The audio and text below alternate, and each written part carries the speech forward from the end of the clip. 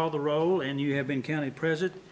We are now beginning the agenda with some adjustments made. The council has approved that. We're now going to item E under discussion and reports, and I'll call on Mr. Mike Franks, who is first up with impact of COVID-19 on the town's budget. Can you hear us okay, Mr. Dellinger? Yes. Okay, thank you.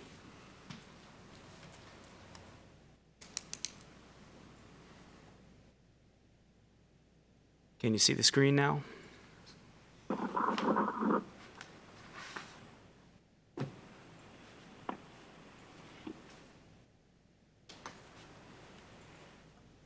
Not sure he heard you. Didn't answer.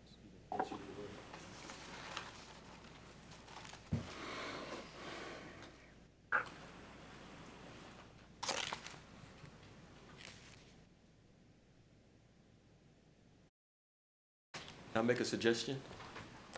Speak up there, Mr. Manager. Yes. Maybe we do item number 3, which Mr. Dellinger is well aware of, the benefits renewal, and then maybe the audit contract while we work out the technical difficulties, so we can maybe move on with the meeting at least. Those are 2 items that are pretty straightforward.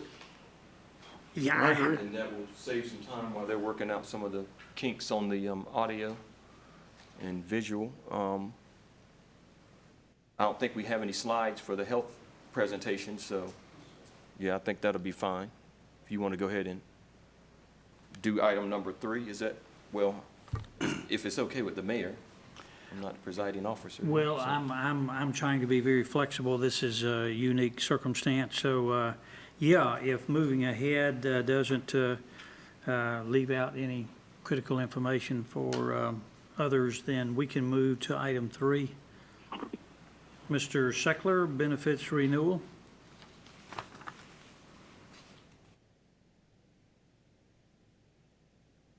Is Councilmember Dellinger back with us? Do we know?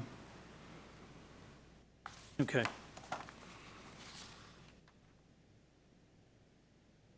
I can hear, I just can't see, so. I mean, is he okay if we? Well, we just heard you speak then, Councilmember Dellinger, so, okay, we're gonna. Right, okay, can't see. Is he okay with going with the other 2 items before, while we work on that? Yeah, we're gonna go with items that you already have some familiarity with. Obviously, the benefits renewal, and then possibly followed by, yeah. What was the other item? Number 7, the audit contract. Audit contract, yes, okay. So Mr. Sheckler is now going to lead the discussion on item 3, benefits renewal. Thank you, sir. Thank you. Good afternoon, Mayor. Good afternoon, members of council. Thank you for your time. At our last council meeting 2 weeks ago, Mr. Seidor and I presented to each of you our recommendations for our benefits renewal for the fiscal year 2021 year. Just as a reminder, from a high-level perspective, our current health plan, which we're recommending we stay with, is with Aetna. Aetna provided us with a decrease of 5% over the costs for this current year. Our dental plan is with Delta Dental. We're self-insured, and we're recommending a 7.3% increase in our dental premiums. Our life and disability insurance is with Reliance Standard. There's no change in benefits costs. Our COBRA and FSA administration is through InfiniSource, and there is no additional cost. And our retiree Medicare Part D, which is the prescription coverage, we changed from Blue Cross Blue Shield to AARP United Healthcare January 1st, 2020.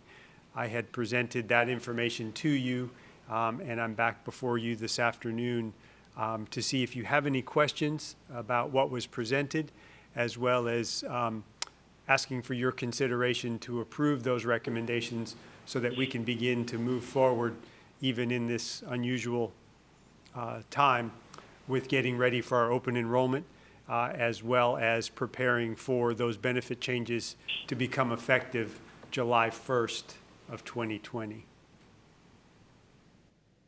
Okay, thank you, Mr. Sheckler, and all council members, I'm sure remember the presentation and the materials that were provided. I was just looking for mine. I believe they're under this sheet over here. But at any rate, Right, Mr. Mayor, if I could, yeah, the original plan was to put this item on the consent agenda for the April meeting, but with the uncertainty of future meetings, we moved it up to here, so you do just have a limited amount of information, but since that was recently presented, we didn't provide all the information over since it was gonna be on the consent agenda anyway. sure, understandable. And I still had it from the other meeting, so at any rate. Questions by council members? Mr. Singleton? If I recall, Mr.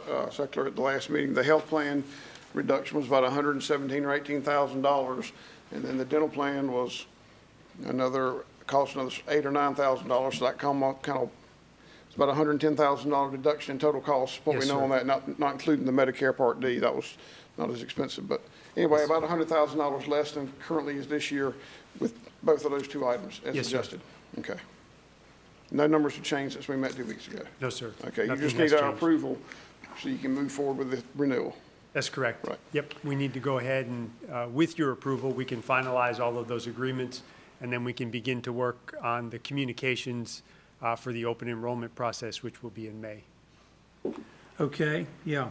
Ordinarily, it would have been handled under consent without really further questions, but since we have it here, we'll Yep. see if other council members have questions or comments they care to make.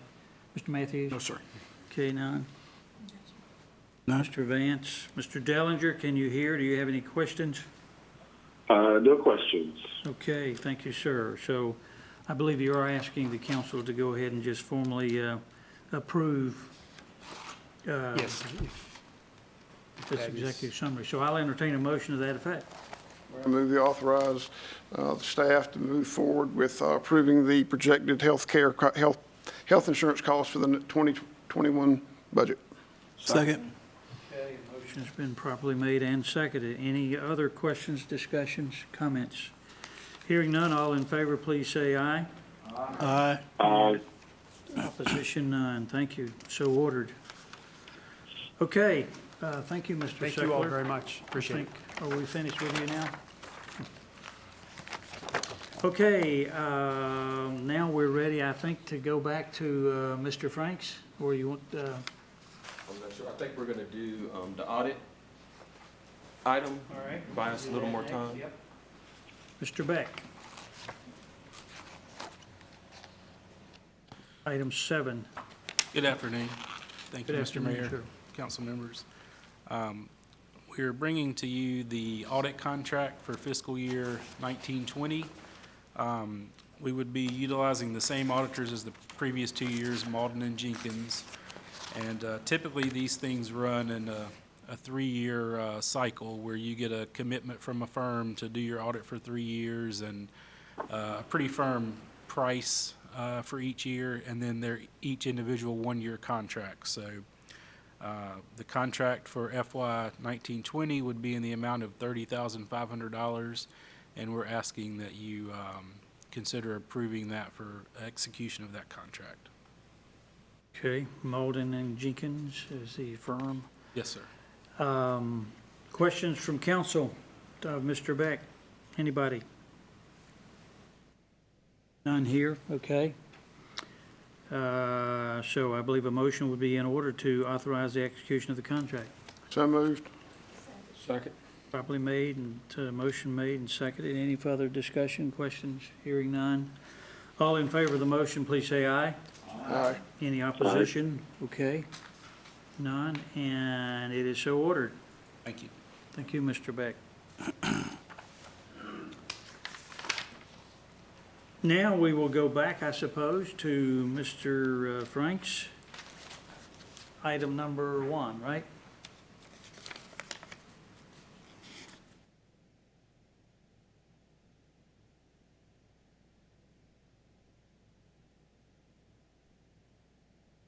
All right, good afternoon, Mr. Mayor, members of council. Today I'm here to give an update on the impact or the potential impact of COVID-19 on the current year budget. That'd be FY20. So the primary impacts will be on the revenue side. one of the major impacts is ultimately going to be sales tax. Staff has currently projected a potential impact of $850 to $1 million. Just to provide some context, this is a moving target. Everybody should have received some guidance from the League of Municipalities regarding sales tax, and just to provide some context again, they source a variety of different organizations that provide GDP projections for April through June. And just pointing out kind of the difference, the St. Louis Fed projects a 50% decrease, while Patheon Macroeconomics projects a 10% decrease, and everything in the middle. So even people that do this for a living and are projecting the GDP for the entire country are anywhere from a 10% decrease to a 50% decrease. So it is somewhat subjective in terms of what you look at. When you're thinking about revenue, you're always looking for a past event that you can compare it to. If you look for hurricanes or snowstorms, it's pretty easy to go back into the past and find that specific event. Unfortunately, we don't have data from the Spanish flu. So at this point, we are really making our best guess in terms of what we think will ultimately happen, and in particular of sales tax, because we do not have any actual data on what's come, and that because sales tax is 3 months behind. That is normal, and there's nothing wrong or different about that. It's just the data comes after the actual dates. The way staff went about looking at this, we reviewed taxable sales by business type at the state level. So the state breaks out basically how much of each different business category make up the taxable sales. Staff went through and looked, and we believe approximately 50% of collections are from businesses that will likely be highly impacted. So that'd be something like a Kohl's or someone like that might be closed or might not have much traffic. 10% of businesses may expand, so that'd be something like a grocery store. And then the remaining 40% of businesses likely won't be significantly impacted. And then we basically just use those percentages to try to come up with that threshold of what the increase and what the decrease might be. So that's the rationale behind that. In terms of recreation fees, we have a likely impact of $110,000. That's the amount that we collected last year, March through June. So we're saying that we are not going to have any more programming from March through June within parks, and that we would have generated about the same amount of revenue as we generated last year during that same time period. So that amount of money would not be coming in. Building permit fees, we do have a potential impact here of $50,000 through $100,000. This one is a little bit challenging, similar to sales tax, because the building community is still active. If you talk to inspections, I talked to Mr. Beasley this morning, and people are still coming in and requesting for inspections to be completed and for additional activity. But we don't know ultimately what's going to happen, whether the homes are going to sell and more are going to get built, or if there could be additional restrictions, or if that will start to slow down. So we did include a decrease there, but that'll ultimately be dependent on exactly what happens within those different sectors and construction. Interest income, we have $150,000 through a $200,000 decrease. Again, a fairly wide range here. Staff is continuing to review the maturity dates of town investments and the overall market to determine the potential impact. Things are just all over the place, obviously, within the stock market, and the staff is continuing to talk to our financial advisors to try to get a good feel of what exactly might happen, but it's a little bit challenging at this point, so we have we think there'll be a sizable impact, but there is a decent range there. There's also the potential that there will be some additional impacts with other categories that might not be as significant. So we have not necessarily broken those out, but there are some other items in the budget that could ultimately be impacted. And if all those different things factored in, staff is currently projecting a revenue shortfall of $1.2 to $1.5 million. And really the big thing I would take away from here, as I mentioned, even people that are doing this at the national level are having some challenges with coming up with detailed forecast, but I think we can say with a fair amount of certainty that there will be significant revenue shortfalls based on sales tax, interest income. It's just the magnitude of how big it's going to be ultimately that we're not entirely sure about, and we should be able to get some more data on that as the situation evolves, and ultimately we do actually get some hard numbers from the Department of Revenue. So staff has considered and is implementing a variety of different options to help mitigate the impact. So department heads have obviously been briefed on the situation and have been asked to minimize upcoming expenses. and that's going to naturally happen anyways. Department heads are not going to be taking on too many new initiatives at this point. Things like travel and training based on the state guidance and Wake County's guidance are just not happening as much, and most of those conferences would be canceled. So a lot of the things that department heads could do are already kind of being done for them based on the current situation. In addition, the town manager and other staff as necessary will review all purchase requests for over $5,000. That was the threshold that we thought would, anything over that would be significant enough that would require additional approval within this budget year. Departments are being asked to fill all vacant, or to have to justify all vacant positions. And this is something that we're still continuing to work through. With the current environment, it would be hard to hire somebody, to bring them in and interview them and go through the full process, but we are reviewing the different positions in terms of criticality and how necessary they are. And this is also, again, a moving target, because what we're doing today, we might not be doing tomorrow, so it might make sense to hire somebody today based on our current operations, but in a month, we might not be doing those things anymore, so it would be less beneficial to have that staff member on board. And then finally, staff has recommended the potential deferral of the FY 19-20 Revenue Savings Plan contribution and/or the deferral of the paving contract of $730,000. Those were two big one-time items that would be of benefit to the budget within this current year. The reality is that there are just not a significant number at this late in the year of big-ticket items that we can delay. A lot of the cost that we have moving forward will be the people that the town hires and has on staff. So we've taken some action there. But in terms of operating and capital, those are the two items, big-ticket one-time things that we could take a look at.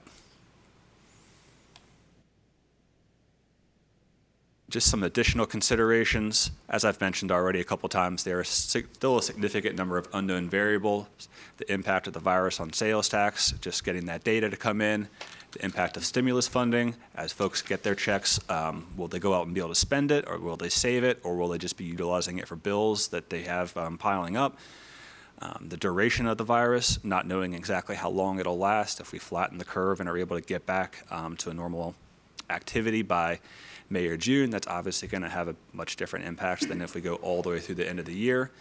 And the severity of the virus and government action. Obviously, North Carolina and Wake County have already taken action to limit activity and to try to implement social distancing measures. But we don't know how long those are going to last and potential escalation in terms of those measures. So staff will continue to monitor the impact of these factors and provide updates as necessary in terms of the impact on the operations of the town, but also on revenue as well. And with that, I'll take any questions. Okay, thank you, Mr. Franks. Let's see, Phil, I'll start with you. Do you have any, Well, as you were talking about the sales tax and what's coming in, where some businesses are closed, but yet some, good example, grocery, and certain businesses, their businesses stepped up. As far as the staff, and I know this is very hard to predict, but seeing that increase in some areas and it drop out of the other, are we looking at numbers there, percentages? And I know you covered this as good as you could, and a lot of this is a close guess, but just based upon the grocery industry right now, which is going out of sight, but everything being put in there, but some other things are dropping down. Is anything in the checks and balances, are we seeing anything there?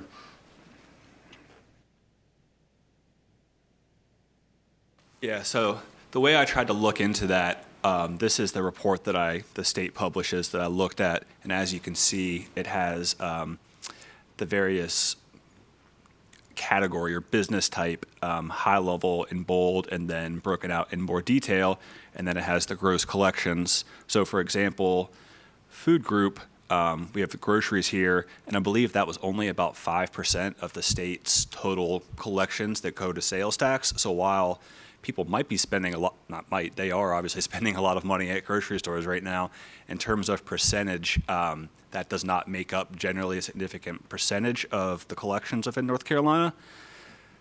So what we did as staff is, like I said, break out the categories. So items that are likely to not be impacted. So for example, businesses like service stations, oil, and petroleum, grocery stores, and so on and so forth, to determine the percentage of gross collections of those businesses.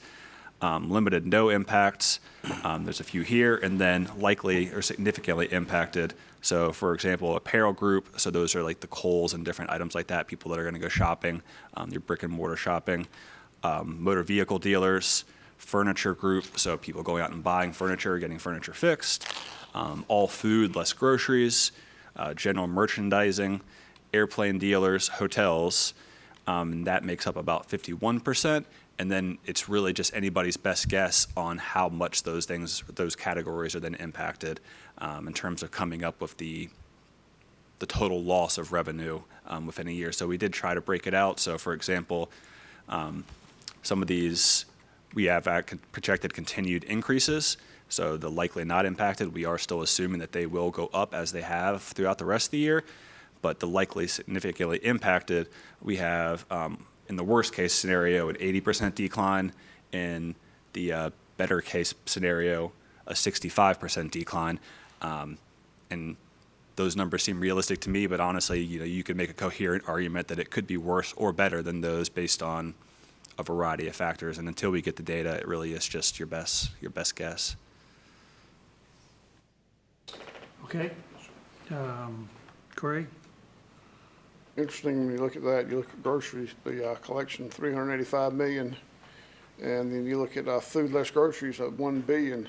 So a lot more people are eating out than they're going to the grocery store or eating somewhere. It says food less grocery. So I don't know if that was restaurant or not, but it says food less grocery. Yeah, so it's Unless that's bakeries. yeah, it's just very interesting to read that.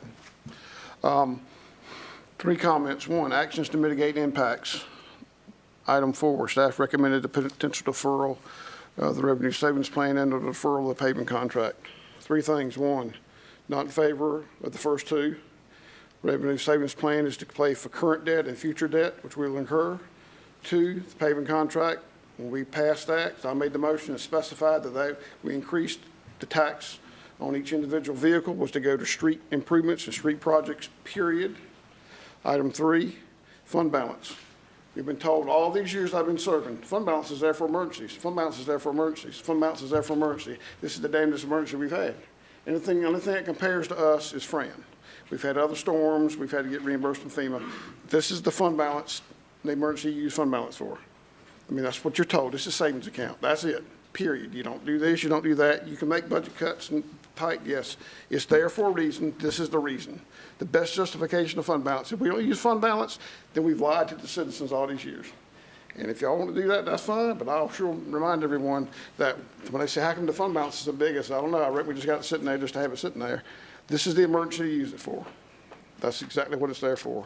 You use fund balance to help mitigate the Michael's projecting $1.2 to $1.5 million. That's what you use it for. These projects, these other monies are designated. That's what fund balance is for. It's a savings for an emergency. We've been saying it for decades, for years. That's what I've been told. But I tell citizens, that's what it should be used for. It should be used to help mend the budget here this time. And I thank you for all the other things you're doing, watching expenses and so forth, which y'all do on an annual basis anyway. But that's what fund balance is for. I'll be quiet. Okay, thank you, Mr. Singleton. These are all in the mix right now. We're not voting on anything today, I don't believe. Ms. Behringer, did you have any questions or comments? I don't have any questions. A couple of comments. I could support deferring the revenue savings plan for this year. I would like to see the paving contract continue, and considering what Mr. Singleton said about using.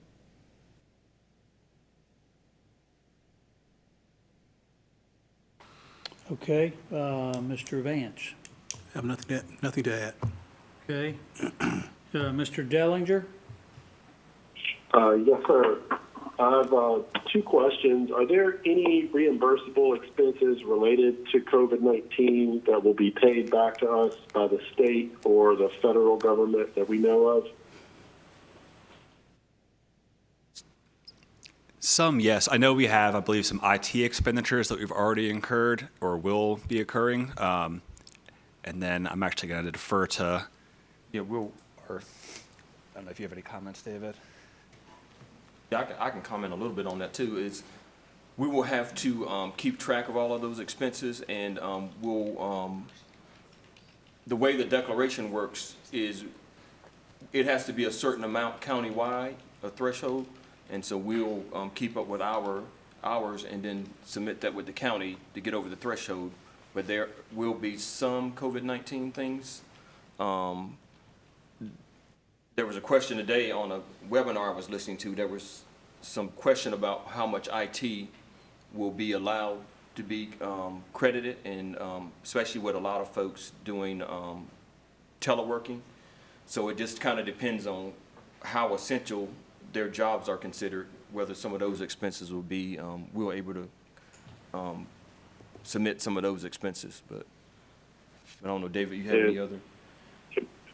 My second question is more of a comment, and I just know that after a lot of disasters, the federal packages will come, and then there'll be some state packages that'll come through the General Assembly, and I don't know what kind of lobbying we can do, because a lot of times what the state will try to do is fill gaps with sort of grants as aid to local government. So I don't know what the history we have with reaching out to our legislators to make sure that, you know, they got that in their ear, and that, you know, that when the General Assembly eventually reconvenes, however briefly, to kind of put a package together, that there's something in there for some type of expenses directly related to compensating for either economic loss or actual expenditures of time, staff time, or things like that. So I just want to put that out there.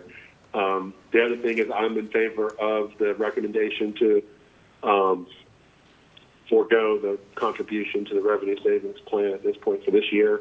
That's why that little surplus is built up over the year. And I'm also in favor of the paving contract move too. I think that between the two of those, it will kind of help fill the gap through the rest of the fiscal year.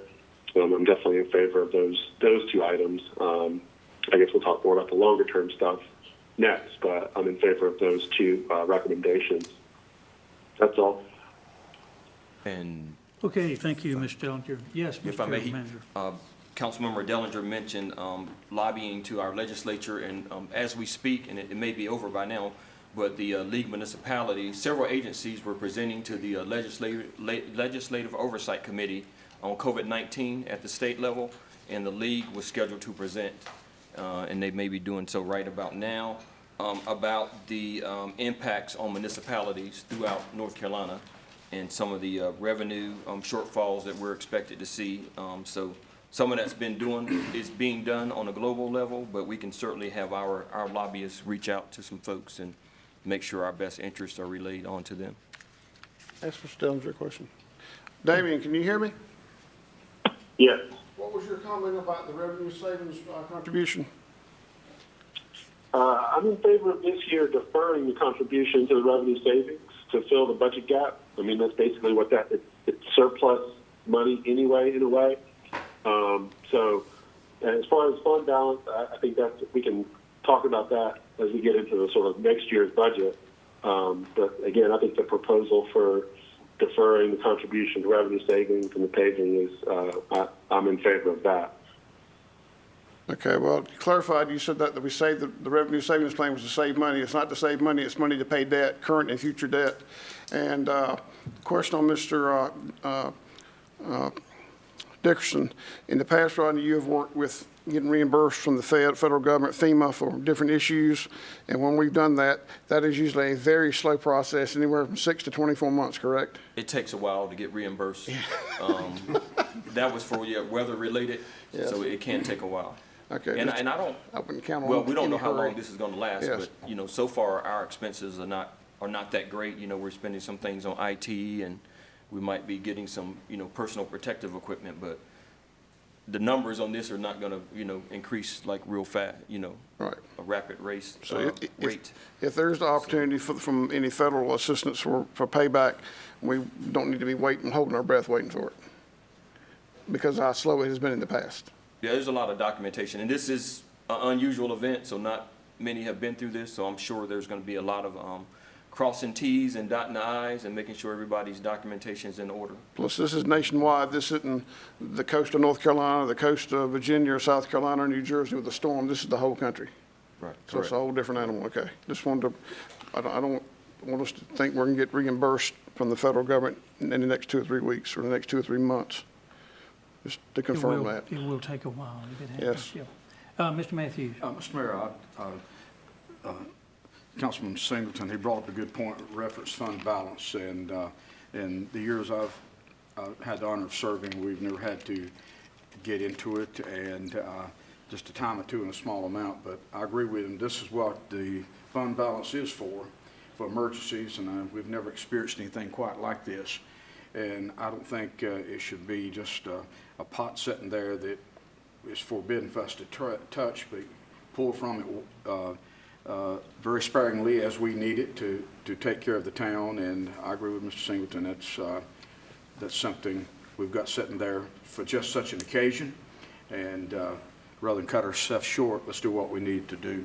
And I would agree with him on that. Okay, thank you all for your comments. We might get some more insight from the Davenport report, I guess, as it relates to going forward anyway. Yeah, in terms of the impact on revenue savings and how it's used, that will definitely be highlighted Right. in the Davenport presentation. This may fall under the category of sort of speculative information. I was wondering, Mr. Franks, if you had heard, I received an inquiry or a letter from a Senator Wiley Nickel, I believe is his name, and he has indicated that he was looking to introduce a bill that would allow municipalities within Wake County to levy up to 1% hotel room occupancy tax. And if that occurred, he said the bill would allow municipalities to spend the new revenue for any public purpose. I guess Sam would know something more about that. Is this anything you've heard about at all? No, this is the first I've heard of this. Okay. We had a letter on our desk, I believe, at the last meeting, I think, referring to that. Was it? Right. Yes. Didn't we? I don't Yeah. know the details on it, but Referred yes. to this, yeah. You did. And I don't have any idea what, how much impact that would have on a town like Garner anyway. The numbers they had in there for Garner were between $400,000 and $450,000. But right now, hotels aren't doing any business. Yeah, I was going to say, right now, Right now, it's not going to be a big boost to the. yeah, there have been numbers from New York, and there's not a lot of people staying in hotels right now. Yeah, okay. Yeah, I got the impression maybe this was a new bill. But at any rate, I'll find out more about that and move forward, okay? Well, Mr. Mayor, just if I could, so before the end of this meeting, we will need some direction on the resurfacing contract because we are ready to put out a notice to proceed to the contractor. So we'll just need to know which direction to go in before the meeting ends. Okay, well. And we can wait until after the Davenport presentation if you want more information before making that decision. That's what I was going to suggest, but if council wants to jump on that now, we can, but why don't we defer until after we hear from Davenport? Let's do that. Yeah, there we go. Okay, anything else for Mr. Franks on this section? Okay, hearing none. Thank you, sir. You're still up, I believe, right? Yep. I believe so.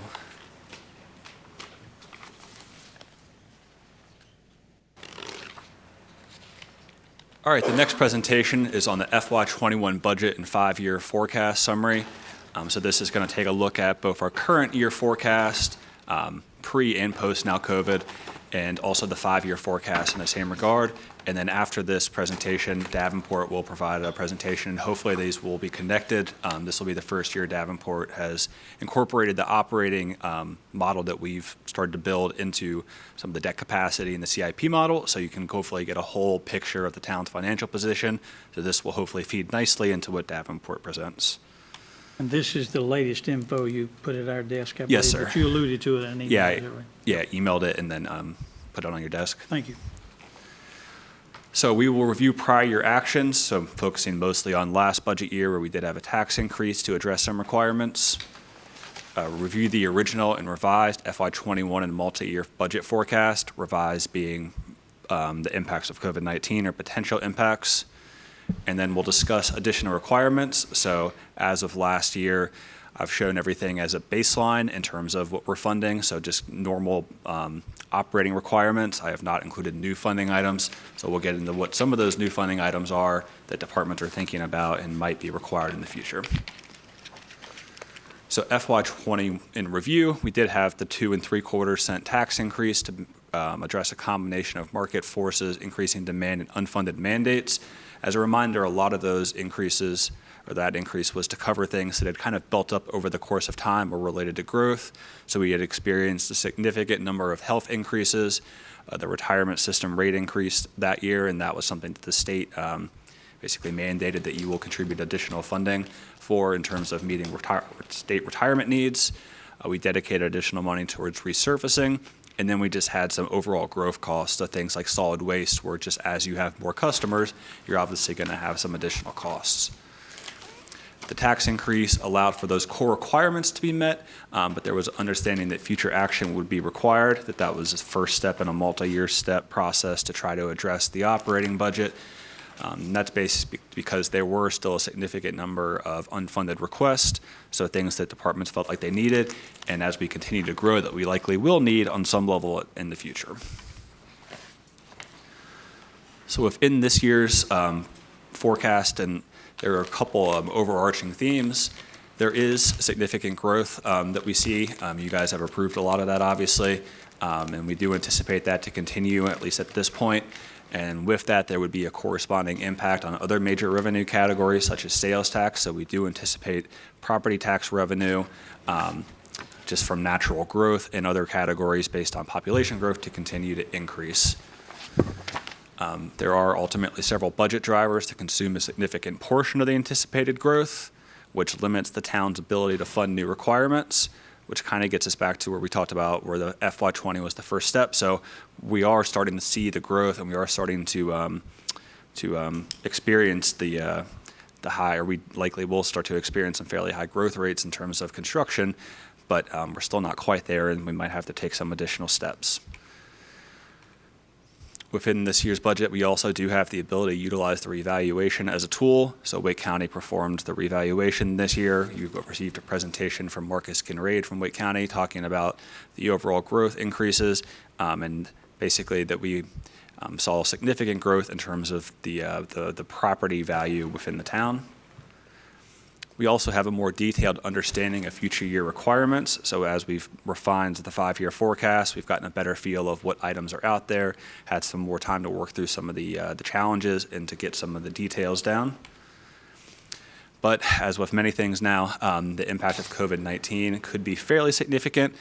This gets into timing and the overall impact that it could have in terms of just how long it'll last, and some of those, again, hypotheticals about how bad it's going to be.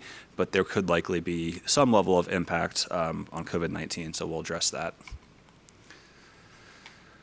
So for the forecast for the FY21 budget, what we did, it includes all personnel-related costs and adjustments. So there are a variety of things here. So it has the impact of merit-based increases, also the impact of retirement system rate increases. So similar to last year, and this will be something we'll see for a few more years, or at least based on the current forecast from the state, the rates for individual employees based on their salary are increasing again. So there are some increases based just on salaries of employees going up, but also the rate we're contributing for each employee will be increasing. We also included all pending approved personnel adjustments. So we had the position from the planning department, 2 positions from inspections, and then we have some additional funding for legal services. At this point, we don't have firm numbers on exactly how much we'd fund for legal services, but we've contributed enough that we feel confident that we'd be able to, whatever action the town takes in terms of hiring a new staff member or a new contract, that we'd be able to address those changes within the budget. At this point, we did not include a rate change for group insurance, but as was previously mentioned, when we see this, there will be about a $110,000 decrease, or $100,000, so that's something you can factor in as we look at the numbers. It does include all requested baseline operating items, so that's basically all the different things that departments requested at this point in terms of just baseline items have been included. And it also includes the impact of the GEDC adjustment. So you'll remember that funding is required, and that's $45,000 to allow the GEDC to meet some various tax obligations and to become, for tax purposes, basically to be able to operate as it needed to. It also continues to fund the revenue savings plan. And as I mentioned, no new funding requests have been funded. So we funded all baseline operating requests. So, if we want more paper, department requested, we'd included that. But for new positions or new big ticket items, none of those things have been funded.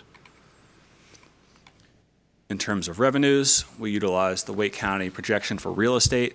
That's something that might be changing. I know we're going to get some updated projections here soon, but the motor vehicle component of that is significantly more impacted by things like recession, so that might be something that gets adjusted, but we're still waiting on that. It assumes that 90% of the Amazon structure will qualify for brownfield exclusion, which is what the most latest guidance is. It does not include, and we thought last year that we would be able to include the Amazon personal property component. That's not that anything's happened with the Amazon project, it's just a timing thing in terms of when the personal property was going to get in there for tax purposes. It does not include Aberley Solaire as originally projected. So those are the two big ticket items as we've done our 5-year forecast that we thought would be in this year's budget that will still happen and are still going to happen, but it's just going to be another year out. It assumes 10% growth in sales tax receipts. So growth this year is going to be over what we budgeted. So we anticipated that will likely to continue pre-COVID-19, that there would be continued growth as we continue to expand our population and continue to have additional construction, and that path would continue and that trend would continue. It also assumes continued growth in development-related revenue. There is not decreases, but planning revenues are starting to probably max out. That's the revenues that come in on the front ends in terms of doing the planning to get subdivisions and things on the ground. But we then would anticipate other revenues to pick back up as we're starting to experience additional building permits and additional activity there. It does include fund balance of $134,000 to continue the transition to pay-as-you-go for vehicles. This is something that we'll talk about more later, but we have contributed funding towards vehicles to get off of debt financing and get to pay-as-you-go, so this is the last funding increment there as plans. So this is the overall chart. From left to right, you can see the various funding categories. Then you see the FY19 actuals, so how much we actually collected or spent last year, the original 20 budget, the revised 20 budget, the FY21 baseline request, and their projected increase decrease all the way to the right-hand side.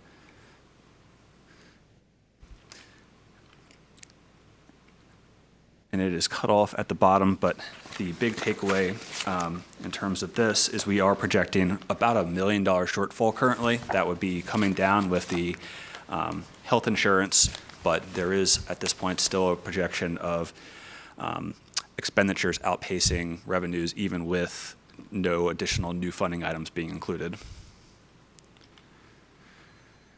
In terms of funding request, you guys did get a sheet that summarizes the funding request for FY21, but just a higher level summary. The total request is $2.75 million. There's a total of 21 new positions requested. Total cost of $1.64 million. $350,000 of that is one-time requirement, so equipment for police officers to get ready, whether that be vehicles or trucks for public works workers. There's also a total of $1.1 million in new operating requests being that have been included. So then we get to the 5-year forecast. On the personnel side, we assume a 3% increase in personnel and FICA, so that's just along the lines of an annual increase for our salaries. A 5% increase in active employee group insurance. So although we are experiencing lower rates this year, to be conservative, we felt it made sense to continue to assume rate increases in the future, since this is something that is largely out of our control. We've had a couple good years, but that's something that could continue to go up, and it's obviously a bigger issue than the town of Garner. It's a national trend. We have a 5% decrease in retiree health insurance. That's based primarily on some changes the town made in terms of benefits that retirees experience. retirement based on current forecasts, so using what the state has provided in terms of what the contribution rates are going to be. We had no overtime or part-time increases. And then on the operating side, it utilizes the current forecast when available. It's a 1.5% annual increase for most baseline requirements. There are a few on operating that go a little bit above that. For example, solid waste, I believe we put a 4% increase based on just the likelihood of that being more, but for your baseline operating item, it's 1.5. And then on debt, it includes only existing debt. So it does not make any assumptions about what we would do for a potential bond referendum. It's just including the debt that we currently have on the books and the forecast that we have there. And again, no new funding requests have been included, so this is just the baseline. This is not anything new. On the revenue side, for real estate, it includes projected impact of Amazon. And this is where the good news is in terms of things starting to really ramp up. It assumes 500 homes being built in FY22 and 750 in FY23 through 25. So this is significant growth. This is the type of growth that other communities in the Wake County area have experienced that have allowed them to have some fairly robust revenue years in terms of housing growth. It also includes the impact of 3 approved apartment complexes and the approved anticipated economic development activity that we see on the see coming. For other revenues, it does assume a 5% growth in sales tax and building permit fees, and 1 to 3% growth in other revenues based on the current forecasts. So we went through and looked at how things have performed and how we think they'll perform moving forward, and based it on that. And then in fund balance, the only fund balance commitment is being used for the final year of VERT, which I already discussed, except for the fact that we do start to use the revenue savings plan for debt service in FY22 as per the Davenport model. So that's getting back to Mr. Singleton's point. We do use the revenue savings plan to pay for debt, even with existing debt that we have on the books. That funding will be utilized to pay for that, and that would be the same case if we do something else in terms of additional borrowing in the future. So here's the summary, and again, it is cut off on the bottom, but you can see the year-end summaries, and we start with the shortfall I mentioned for FY21, the $1 million. Then the projected impact in FY22 of $306,000. Then an impact or positive in FY23 of about $494,000, $963 in FY24, and $1.4 million available in FY25. So you can see that the growth trend is positive. The only caution I have here is that that does not include any new items, which we would likely require as we are building 500 or 750 homes in the future and our population is growing. So we still do have some challenges here. Just in terms of looking at the whole picture and trying to get a feel of what exactly is going on, the overall revenue growth of 4.57% is for $7.64 million from FY21 to 25. And of that, property tax revenue average growth of 6.4% or $6.04 million from FY21 to 25. So we're over that time period of what we're projecting, experiencing 6.4% average growth in real estate. So that's just natural growth. It's revenue neutral. It does not assume any tax increases. So that is really positive news in terms of activity happening and us having some solid growth. On the expenditure side, as I mentioned, there are some expenditure drivers that are driving the growth. So of the 4.56 million or so these drivers make up 4.56 million or 5.22 of the $5.22 million increase. So the first one is the revenue savings plan. The average increase of 18.4% or $1.74 million from FY21 to 25. So the revenue savings plan basically takes 22.7% of total revenue growth, and we contribute it towards the revenue savings plan.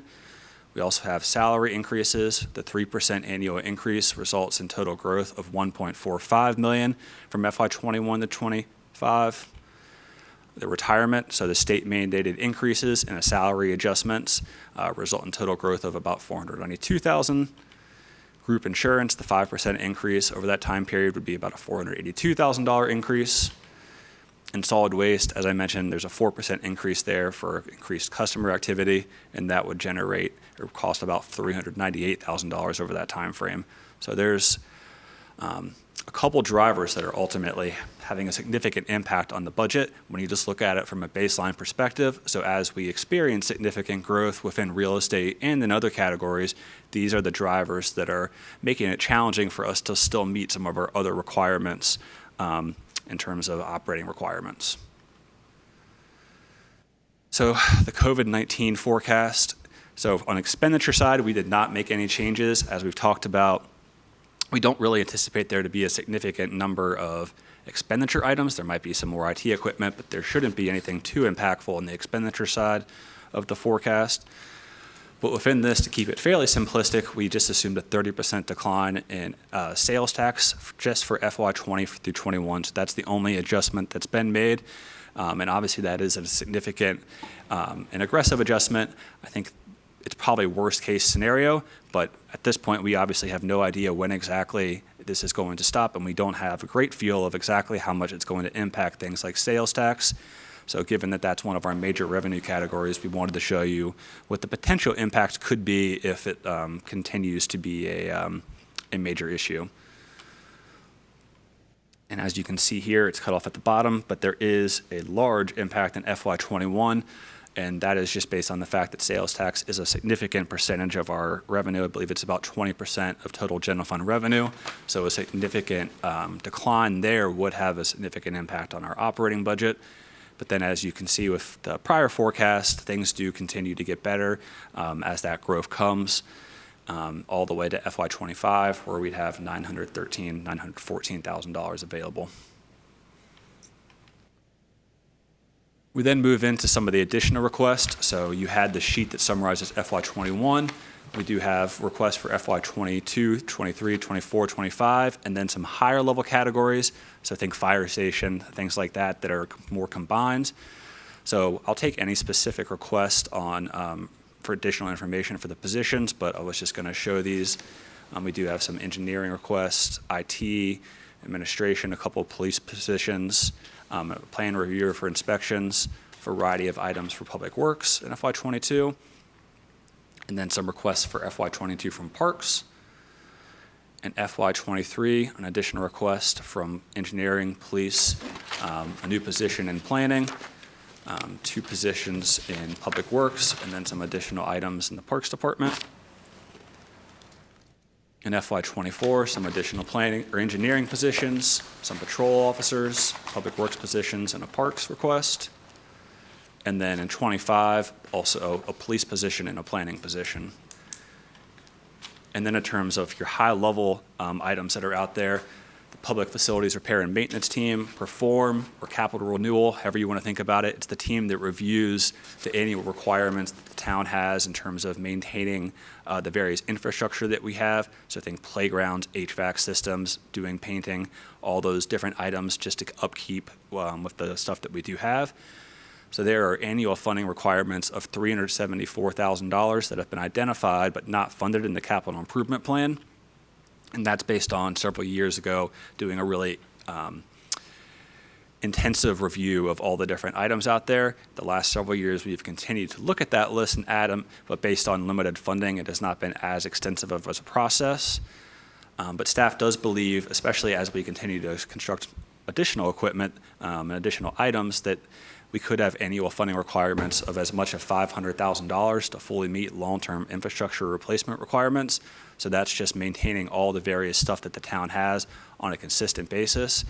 We should have in the future some more information on this as Public Works gets into their Public Works asset management system. We could have a better feel of exactly when we should be replacing things and some data that can help us with this conversation. But that at this point is where we think we're at. We do continue to have a variety of stormwater requirements, and staff anticipates this continue to increase. So we have some engineering positions and also public works positions that would be required to start to do some of the work that staff thinks is going to be necessary as time goes on. So this just includes the personnel and startup costs of the $1.2 million. And there are some additional projects that have been identified in the CIP that have not been included here that we would also be required to fund. So as we continue to have review stormwater infrastructure requirements, and as the town's baseline infrastructure continues to age, we continue to believe that there will be some additional requirements here, and just in terms of maintaining everything that we have. We also have a circulator route. The town will be required to cover a portion of the operating costs associated with the public transit circulator route. That's the circulator route that will take residents, visitors to other parts of the regional system. At this point, we're reviewing potential costs with the city of Raleigh and don't have a firm estimate, but we do anticipate there to be some ongoing cost with implementing this project. We do also have, obviously, the Jurgen property in Meadowbrook. And this is going to be a little bit challenging just based on the decisions that we make in terms of what we do at the park will have a significant impact on what the ultimate funding requirements are. But the addition of a single park could result in as many as 7 public works positions, over $500,000 in public works equipment, and 1 additional full-time position and supplemental staffing in parks. So that would be for more of a facility that's going to have some ball fields and some tournaments and be doing those types of things Public Works would have to have a fair amount of staff to maintain that on an ongoing basis, potentially 2 crews to maintain it during the day, but then also for tournaments, and then some additional park staffing. So the total estimated cost in this scenario would be approximately $1 million. And obviously a portion of this would be offset by some additional revenues, but we have to, again, make decisions there in terms of obviously the more programming we have and the more tournaments we have, the more it's not going to be available for average citizens. So just making those decisions about what the exact usage is going to be. And those are just things that we'll keep in mind as we make decisions on the park master plans. And as I already mentioned, the full impact of it will be heavily dependent on what we ultimately decide to do with the parks. Then the last 2 are related to the fire department. So the fire merger, this is something that we actually have a budget request for FY21 to potentially review some of the cost, getting a consultant to potentially help us with that process, and really getting an in-depth understanding of exactly what some of the needs are and doing a deep dive. But this is, at this point, staff's thought in terms of what could potentially be required. Obviously, there will be some additional work, so these numbers and positions are subject to change, but we think there could be some additional IT requirements as the fire department brings their stuff over to the town. Public Works, it is primarily related to potential fleet, but that has a variety of implications because we would need some additional equipment and space to actually work on the apparatus, so that's somewhat to be determined. There could be some additional volume, so additional financial specialist. And then as we have an additional influx of staff, there could be an impact on HR as well. So these various items could have an impact of about $900,000, depending on the final decisions made. And then with the fire station, based on current municipal staffing trends, the station would be required to have 4 firefighters per shift, which would be a total of 12, 1 battalion chief per shift, a total of 3. And the current estimate to fund Fire Station 5 is approximately $1.1 million, most of that being personnel costs, but then there's also just the ongoing cost of maintaining the fire station that's also been factored in there. And personnel would likely not be cost shared by Wake County. That is something that we're still working through. The operating piece likely would be, but it is very likely that some of the personnel, the most of the personnel cost would be town-only cost, so Wake County would not be funding 50-ish% as they have with some other items. So with that, it concludes the current year and 5-year forecast, and I am happy to answer any questions. Mike, would there be any advantage in us, well, we can delve into your presentation with questions, or at what point are we going to introduce Davenport to the process? Would it be better to do that now or wait? I think it would be better to ask me questions, and then they can give Okay. their part of the presentation. It ties into each other, but they are separate. Okay, all right. Okay, a lot of information to digest based on this presentation. Still a lot of unknowns until we get beyond the current status of affairs, both in this city and town and state and nation. Anyway, just a general comment. Go ahead, Mr. Singleton. Yes, Michael, a couple on your year-end summaries on, let's see. Right now, the net balance shortfall, you're showing two different You're showing projected budget 21 minus 1 million. You show me, I see that one and I see this one. Both say projected budget, net balance shortfall, net balance shortfall. One says 3.5 million and one shows the 1 million. Is the difference being, tell me what the difference is? The difference would be the COVID-19 impact, Okay. the sales tax impact on should- COVID-19. So the you- initial you- one is what we were thinking, early March, and then the potential impact of COVID-19 is where you get the Reducing 3.5. it 30% or so. Correct. It's the additional $2.5 million.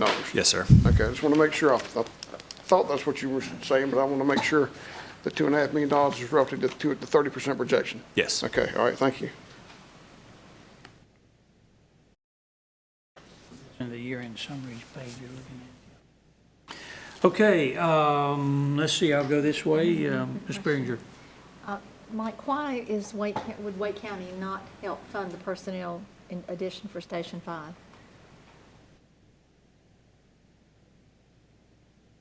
That is a question I'd be happy to defer to Chief Poole on that if he has any guidance.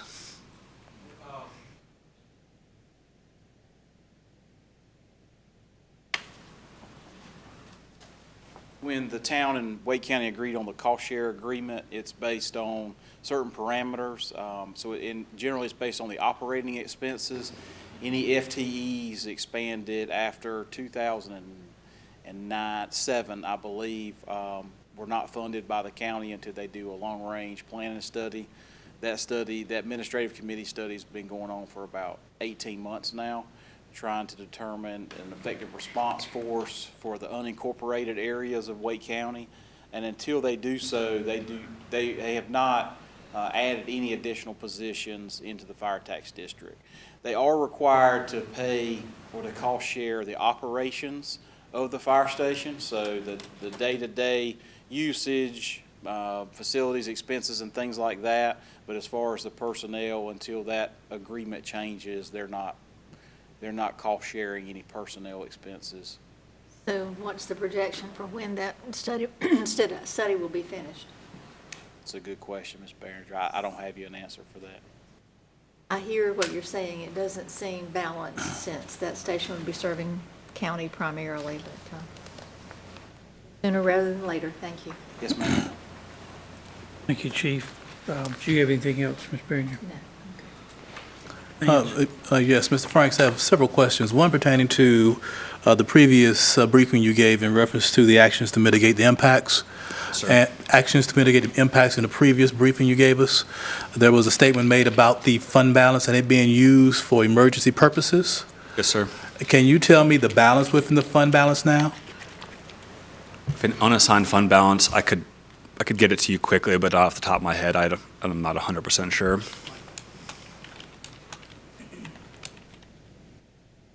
At the end of the fiscal year that ended this past June, which is the most recent actual number we have for fund balance, it stood at the unassigned fund balance in the general fund was $15.6 million. And that represented about 44% of the total expenditures of the general fund. And I believe, I could be wrong on the percentage, but I believe the town policy, the target is 30%. That's correct. So, we had a little bit of a cushion there between, about 44% and the target of 30, but it was roughly $15.6 million. Are there any restrictions on the use of that funding? Not on that 15.6. There are other components of the total fund balance which are statutorily restricted or restricted by other actions the council has taken, such as the revenue savings plan. That's set aside for specific purposes, but that 15.6 is unassigned and unrestricted, so it can be used for any purpose. Any purposes?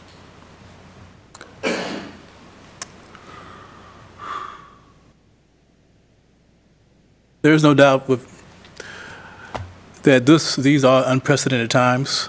COVID-19 has changed and given us a new normal. It's changing how we operate and wasn't expected, and we're doing our best to continue on with operations.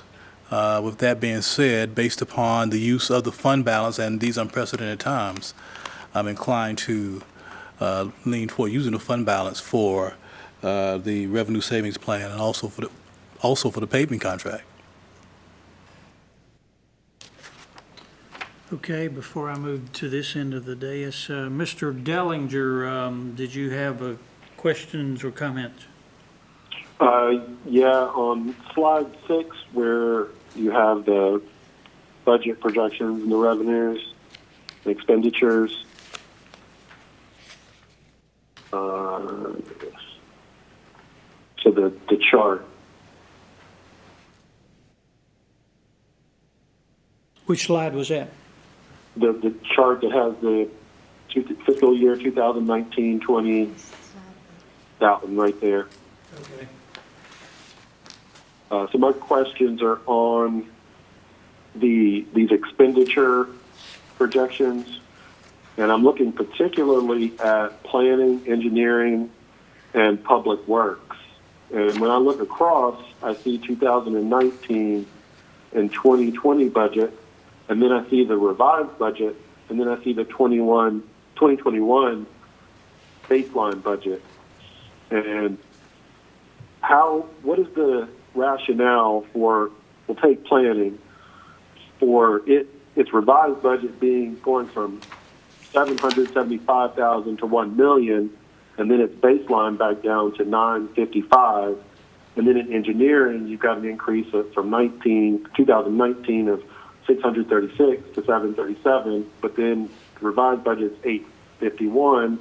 Then the projected for 2021 goes down to $772, and then in public works, very similarly, you have the actual in 2019 at $7.7 million. The original budget's $9.1. The revised budget for this fiscal year goes to $9.8, but then it's projected to be back down to $9.5. And so my question is, what activities in this past fiscal year resulted in those revised budget increases to the point where we think that they're going to actually drop back down? Because the trajectory of some of these are they tend to not follow the same trajectory that we've seen from like 19 to 20 actuals. Yeah, that's a great question. So the original budget is what was adopted, then the revised budget includes a variety of encumbrances from the prior year. So those are basically items that are moved, the budget is moved from one year to the next based on the way we do accounting. So for example, in Public Works, I believe a significant percentage or a significant amount of what breaks that increase with the revised budget is that we didn't complete the work associated with paving last year.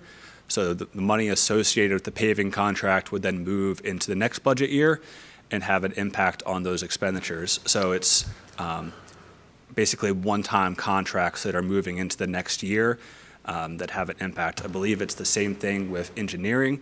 I believe we had a contract in there related to, I believe, the stormwater work that's being completed, but I could double check on that resulted in the budget be increasing significantly within the revised.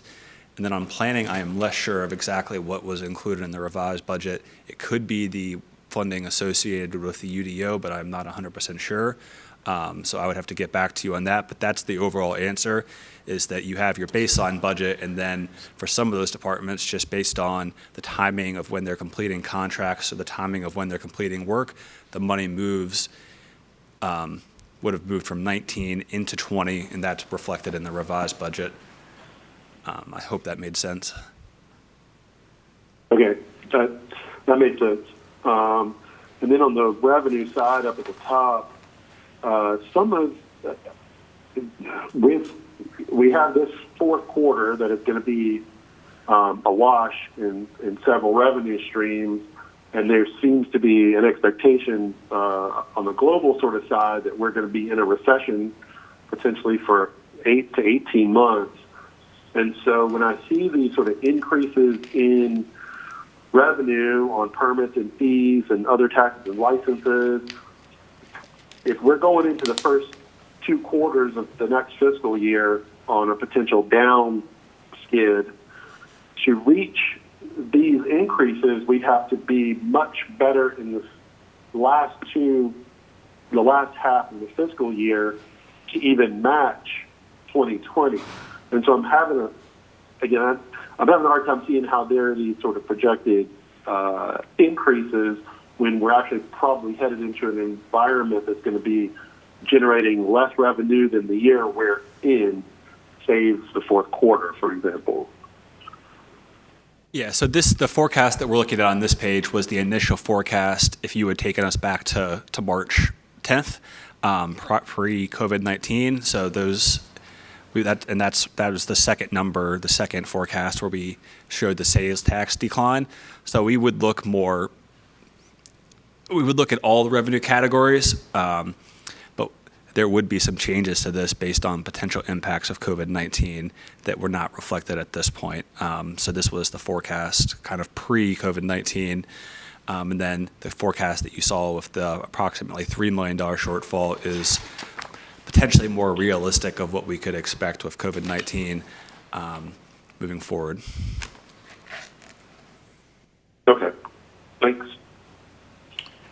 Okay, thank you. Even though I guess the sales and service, did that project the COVID impact? On this one? Revenues? Well, I was looking at the sales and service projected increase, decrease, and obviously that would appear to reflect the COVID decrease, right? On this one, no. I think you might be looking at, are you seeing the decline in intergovernmental revenue? The negative there is 55? There is one where you've cut it. I mean, the one before the minus $3.5 million shortfall, you've made the adjustment on that chart. Correct. Yeah, I guess I'm looking at a different one. It never did show up on my screen. In but, this chart, sales tax is under other taxes and licenses and not under sales and service. Sales and Correct. service is defined as something different, so that Yeah. could be confusing. I'm sorry, that's fine, yeah. Okay, I'll go this way.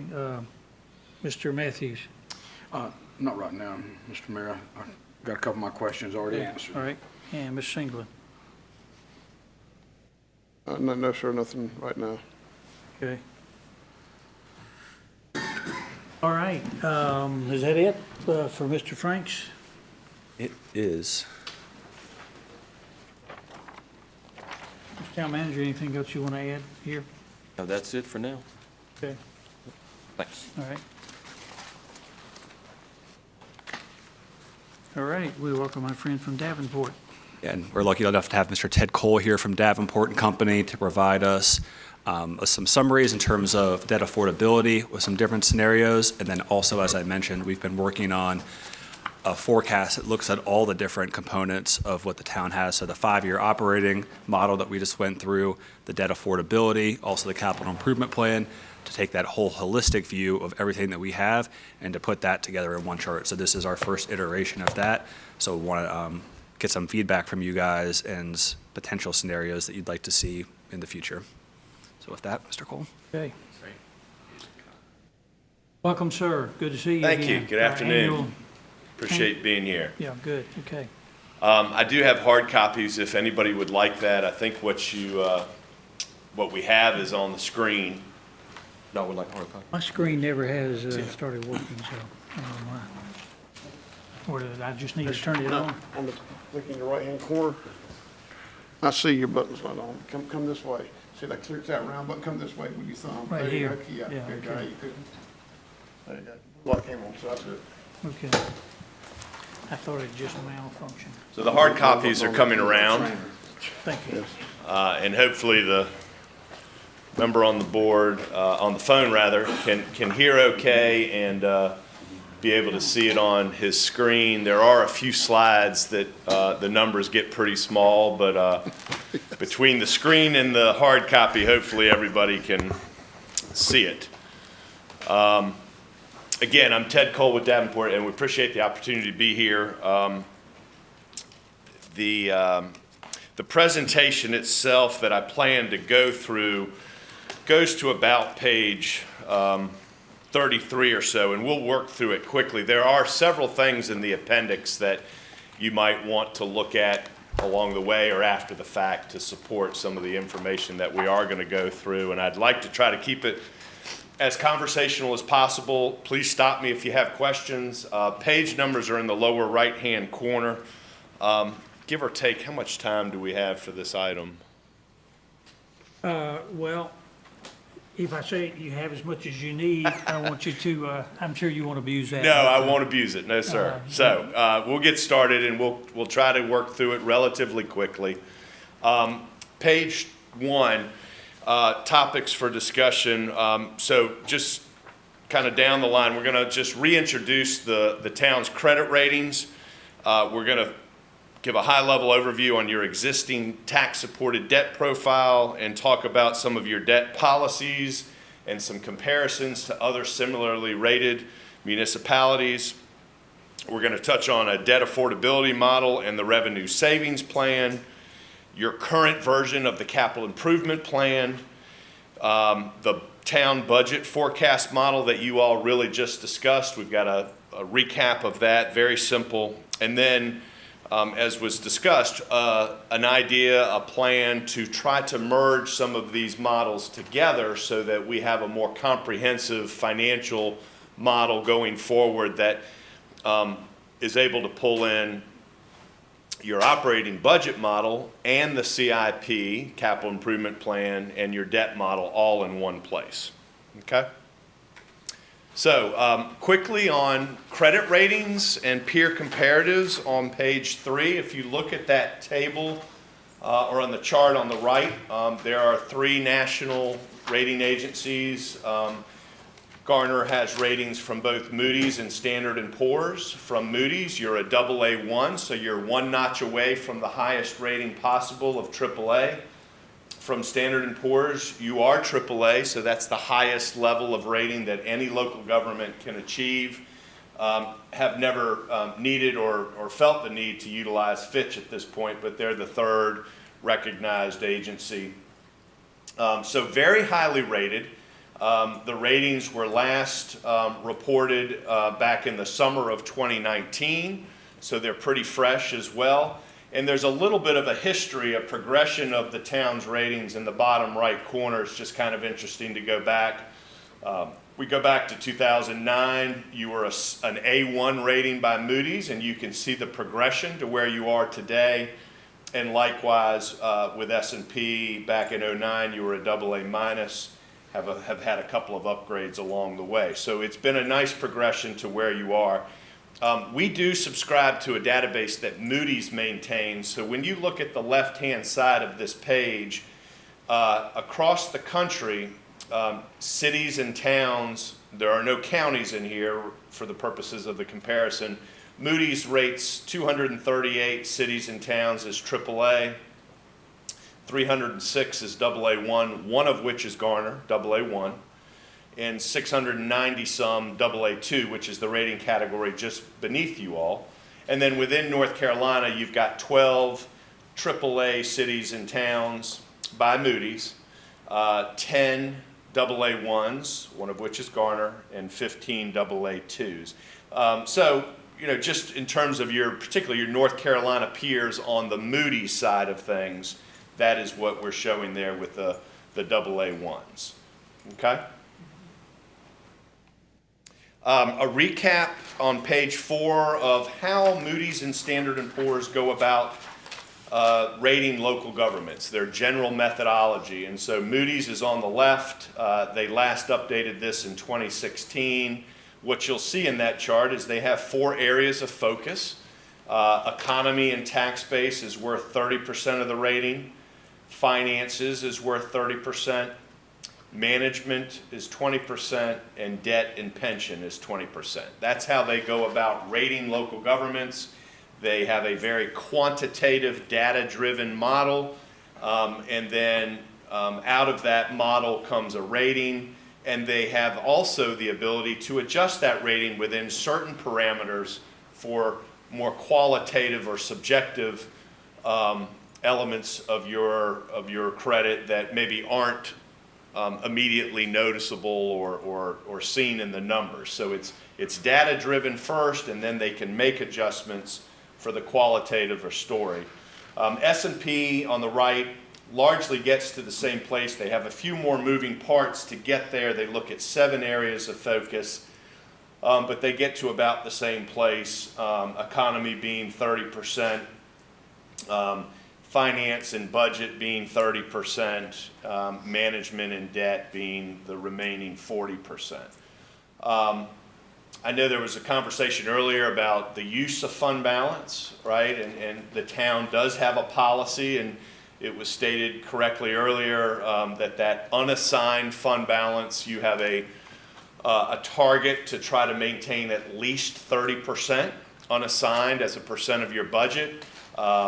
Technically, 25% is sort of the minimum that you target, but there's also language in your policy that at the town board or town council's discretion, you can pull that down below the policy for reasons that you deem to be appropriate and necessary.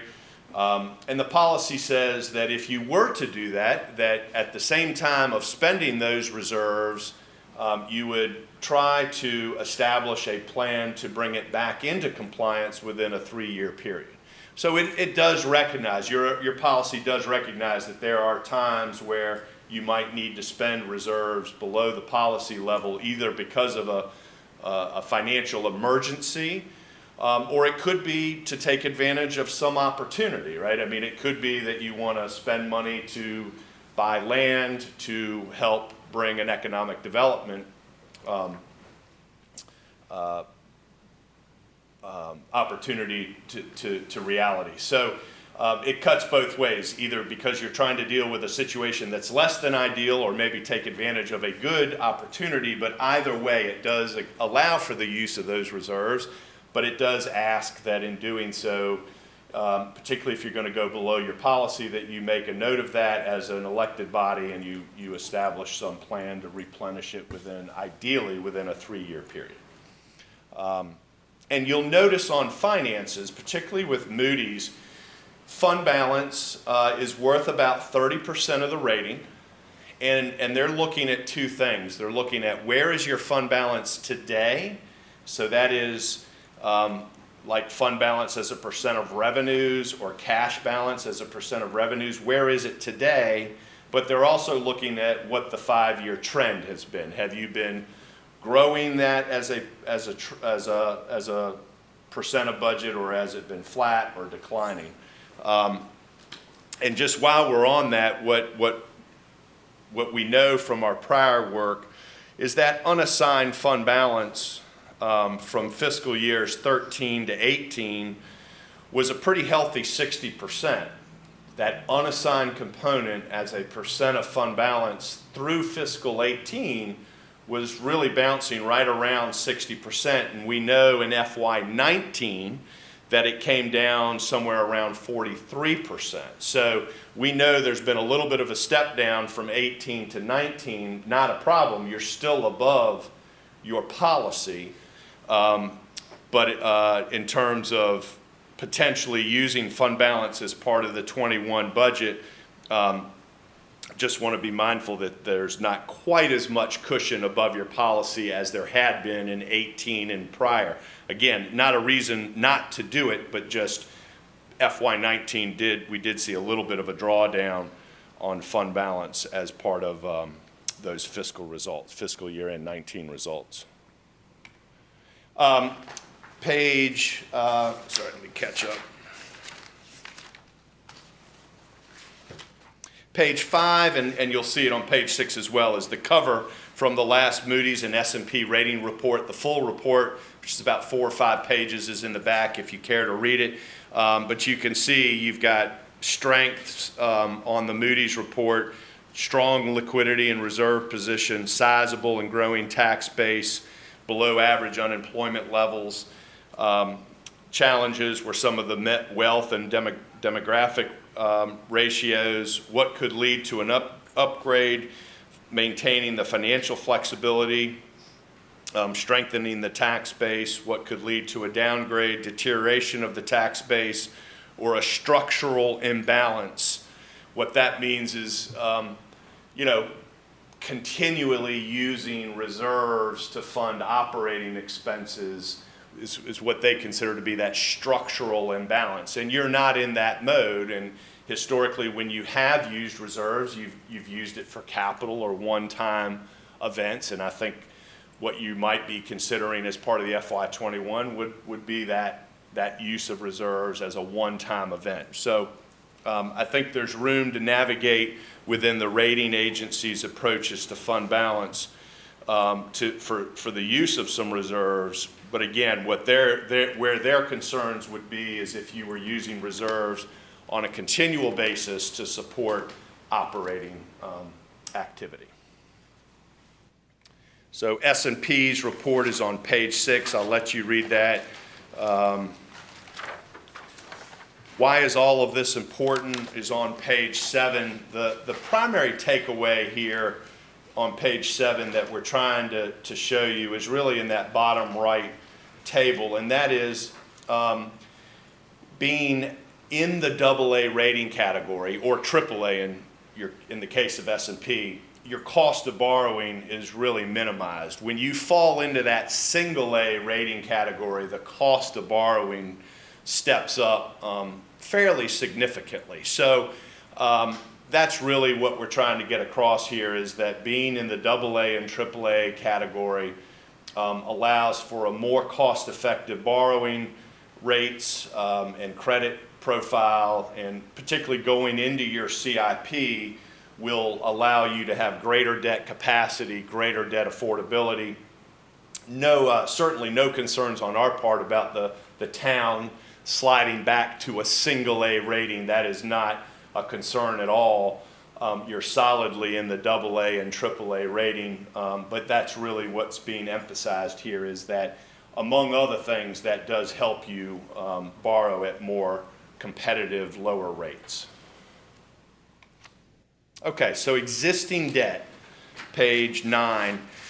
The total debt outstanding, tax-supported debt outstanding at the end of FY19 was about $42.9 million. We'll round it up to $43 million.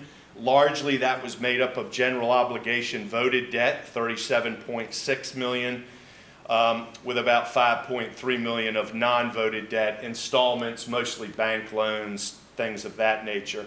So $43 million debt outstanding. And you can see the table, the bar chart rather, in the upper left.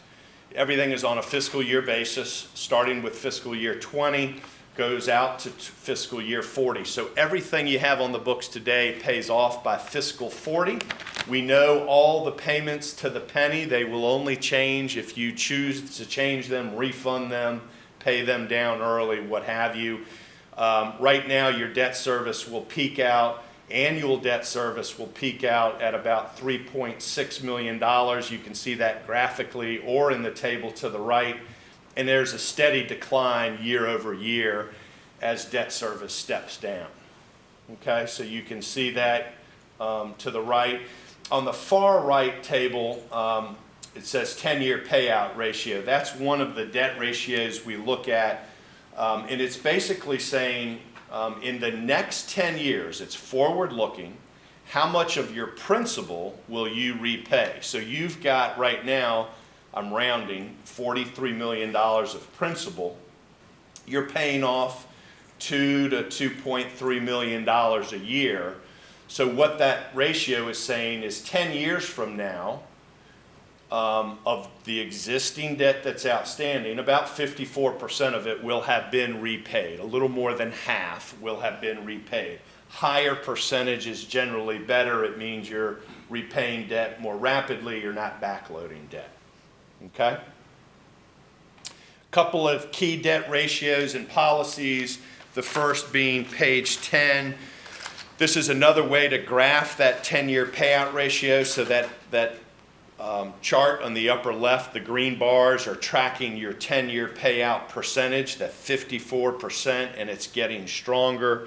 You've got a policy that says you don't want that to fall below 50%. That's the red line.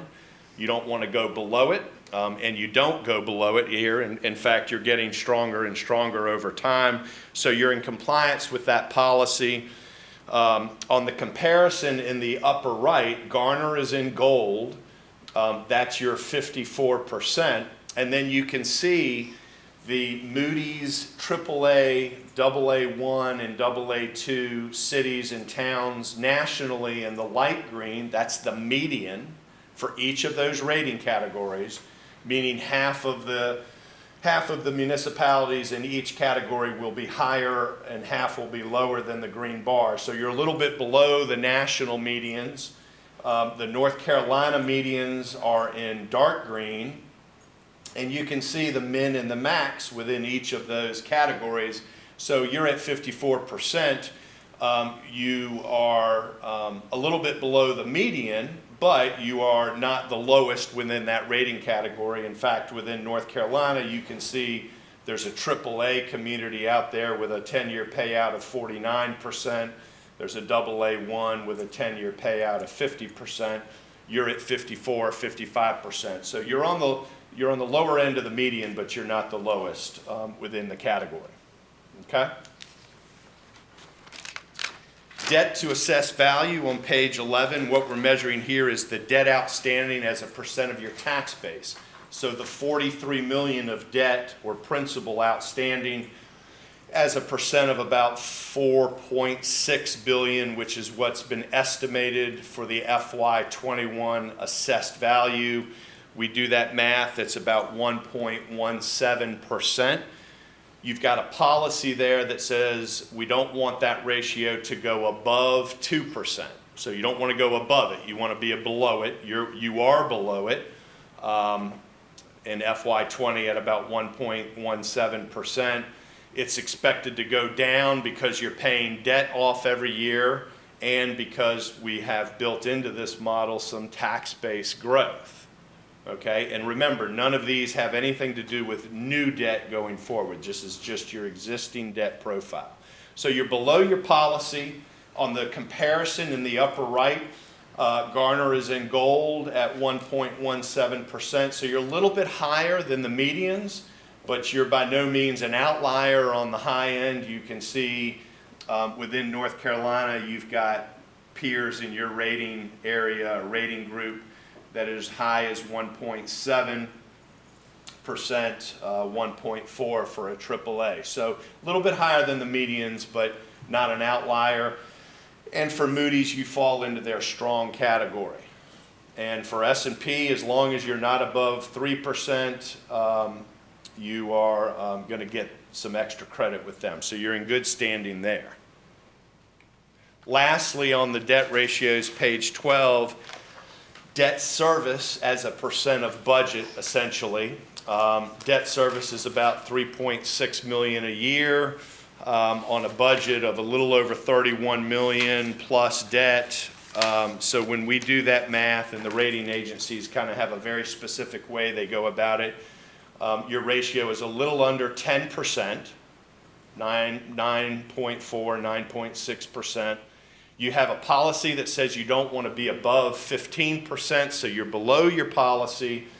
On the comparison, you compare pretty well to your peers, particularly your North Carolina peers. You can see there are highly rated North Carolina cities and towns that are 15 to 20%. You're at 10%, so you are, you're well below.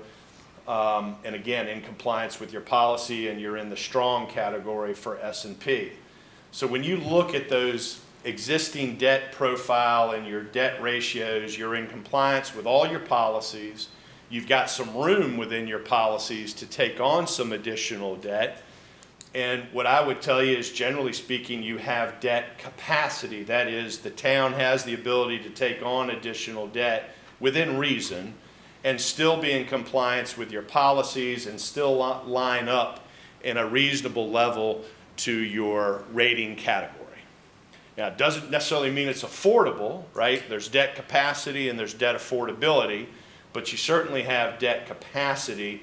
And now we're going to talk a little more about debt affordability going forward. How do you pay for it? Any questions there? Okay. So let's talk a little bit about debt affordability on page 13. You all have been working under a debt model and a debt budget for a number of years now. Some of these inputs to that model date back to fiscal 13. At that time, you were dedicating about $759,000 a year towards tax-supported debt.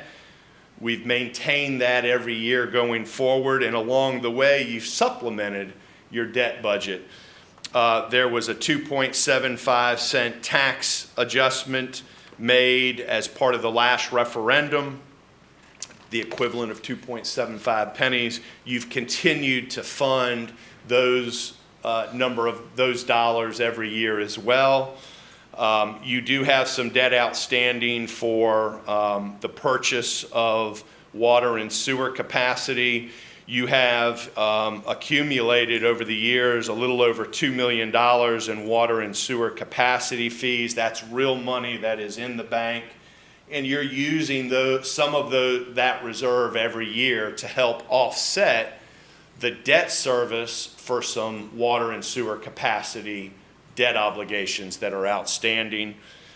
Also dating back to FY13, there was a set aside, a capital reserve fund that was set aside of about $6.9 million. We were planning to use some of that every year to supplement the debt budget, and that has been the case. At the end of the last fiscal year 19, there was about $2.9 million left of that. That is separate and distinct from your fund balance, unassigned fund balance, what have you. It's a different pot of money. And then finally, the revenue savings plan contribution. So you have a debt model and a debt budget that has a number of funding streams. Just to recap, a consistent $760,000 general fund appropriation. On top of that, the equivalent of about 2.75 pennies on the tax rate.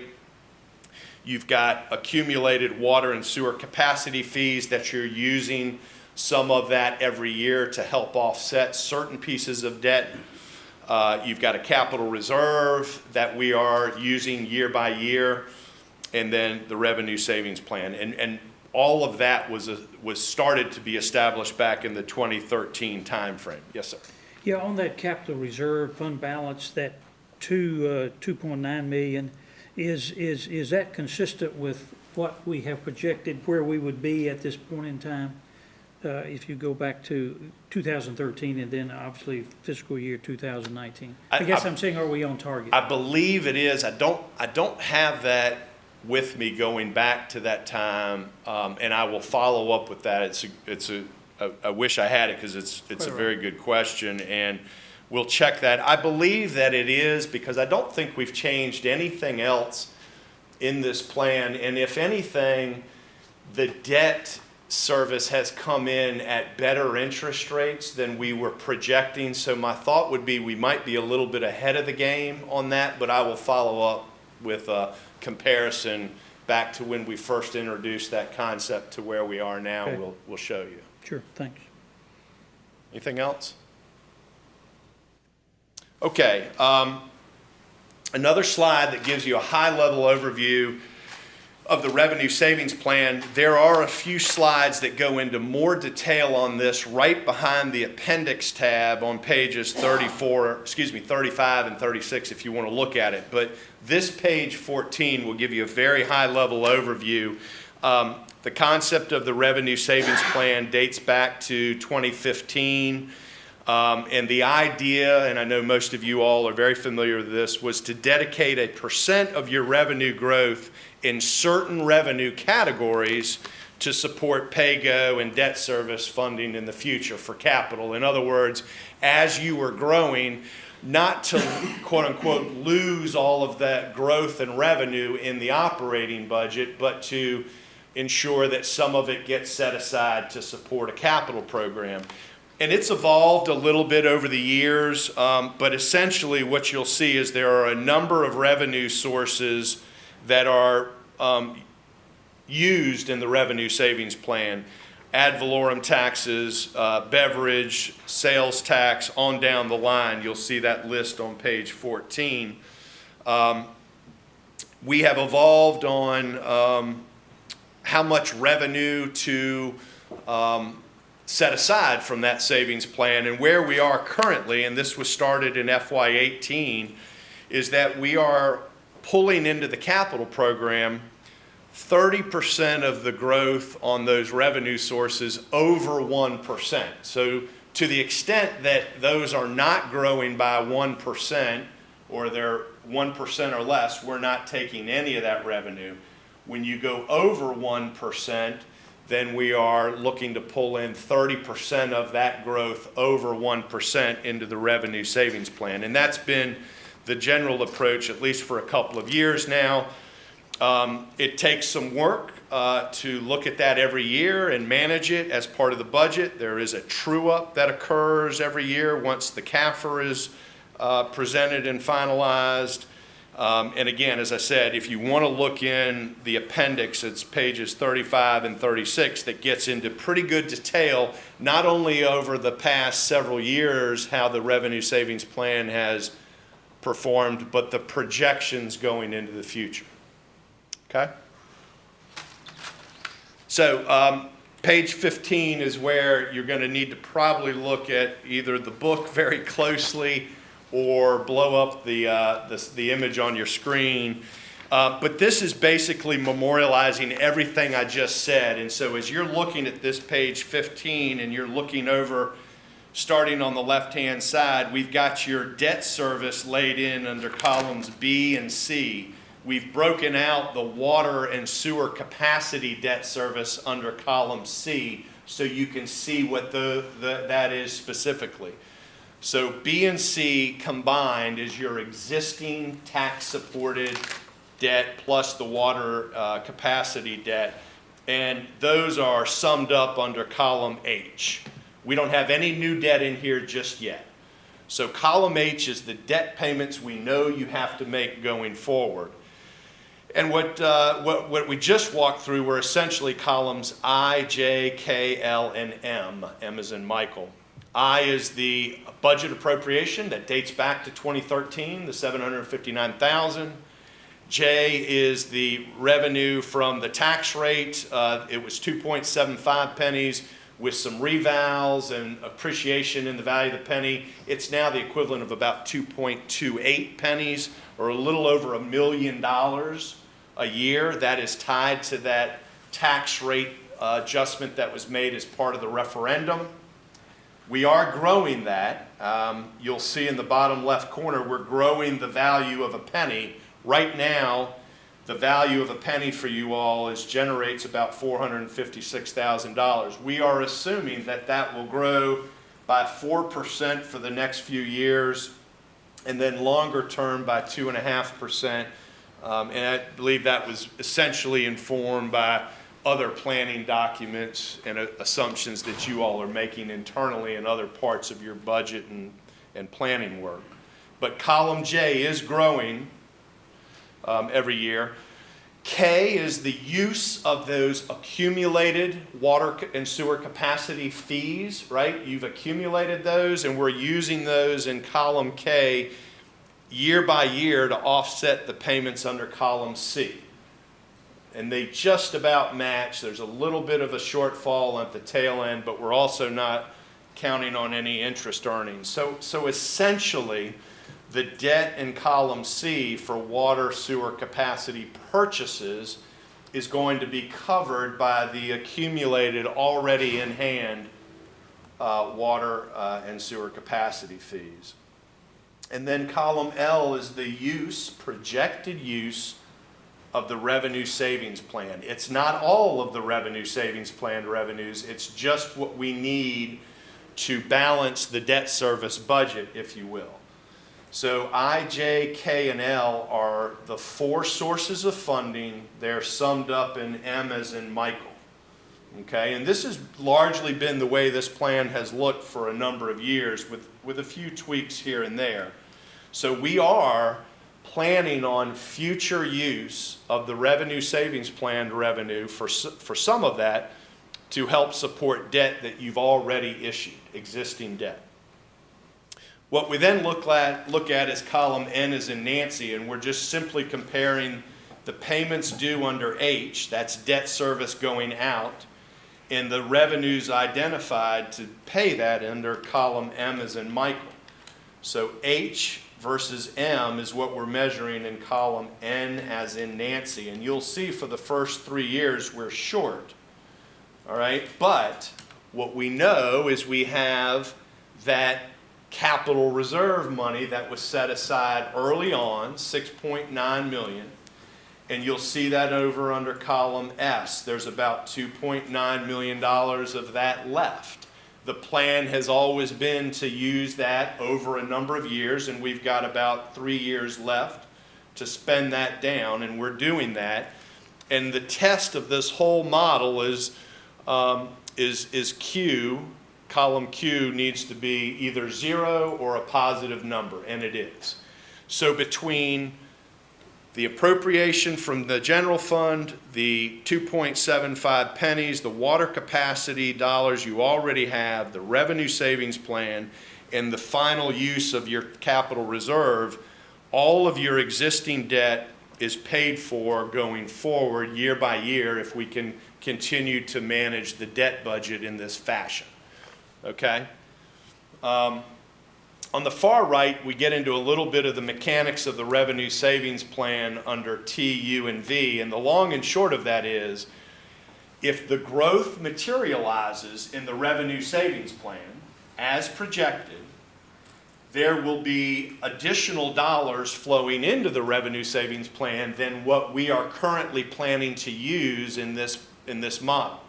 And that's why you see under column V that there is a fund balance, if you will, accumulating in the revenue savings plan. Yes, we're planning to use some dollars in column L, but we're not planning to use all of the dollars, provided the growth occurs, as what is the model is currently showing. And so column V is where there are some accumulated dollars to help offset future capital or other expenses as you all might determine year by year as part of the budget.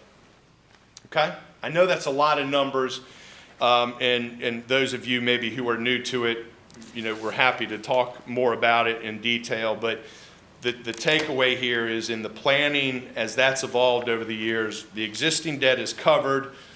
There are excess dollars in the revenue savings plans currently, and we are projecting to grow those excess dollars in the future, again, provided that the growth that's in the model is recognized. Okay? Any questions there?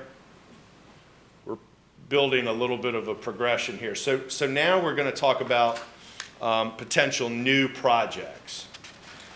So we have restated your CIP on page 17. That is a 5-year draft CIP, and what you're going to see when you get down in that chart, it's covering fiscal years 21 through 25. The first 6 lines are showing you by major category the projects, and you'll see over this 5-year period, it's about $95 million worth of projects. And then we're showing you various revenue sources at the bottom of that. Line 12 is bond proceeds. Those are bond proceeds that you've already issued. You've got that money from prior bond issues. Line 13 in the green is future bond proceeds. These are projects that were identified to be funded with future debt. So that is the future debt that we're going to model up here in a moment. We're going to say, the town's going to issue $4 million, $13 million. I'm going right across line 13. And over this 5-year period, there's about $43.6 million of new debt that might be issued if this CIP is approved year by year the way it's laid out here. Away from future bonds, lines 14 through 19 are other sources of funding to support the CIP, whether it's impact fees, PAL bill, some use of fund balance, partner agencies, There's an other category, and then in brown, line 19 is sort of a balancing figure, unknown funding source. So to be determined, that's going to evolve over time. Obviously, you all are going to look at this CIP every year, and you're going to assess priorities. Maybe some projects get added, other projects get dropped.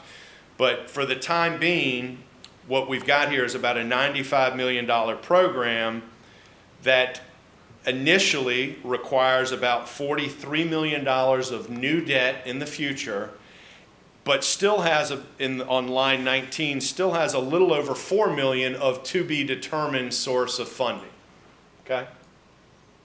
That makes sense? Is there any questions there? Or if anybody on staff wants to supplement if I've misspoken on any of the items? Okay? Good. All right.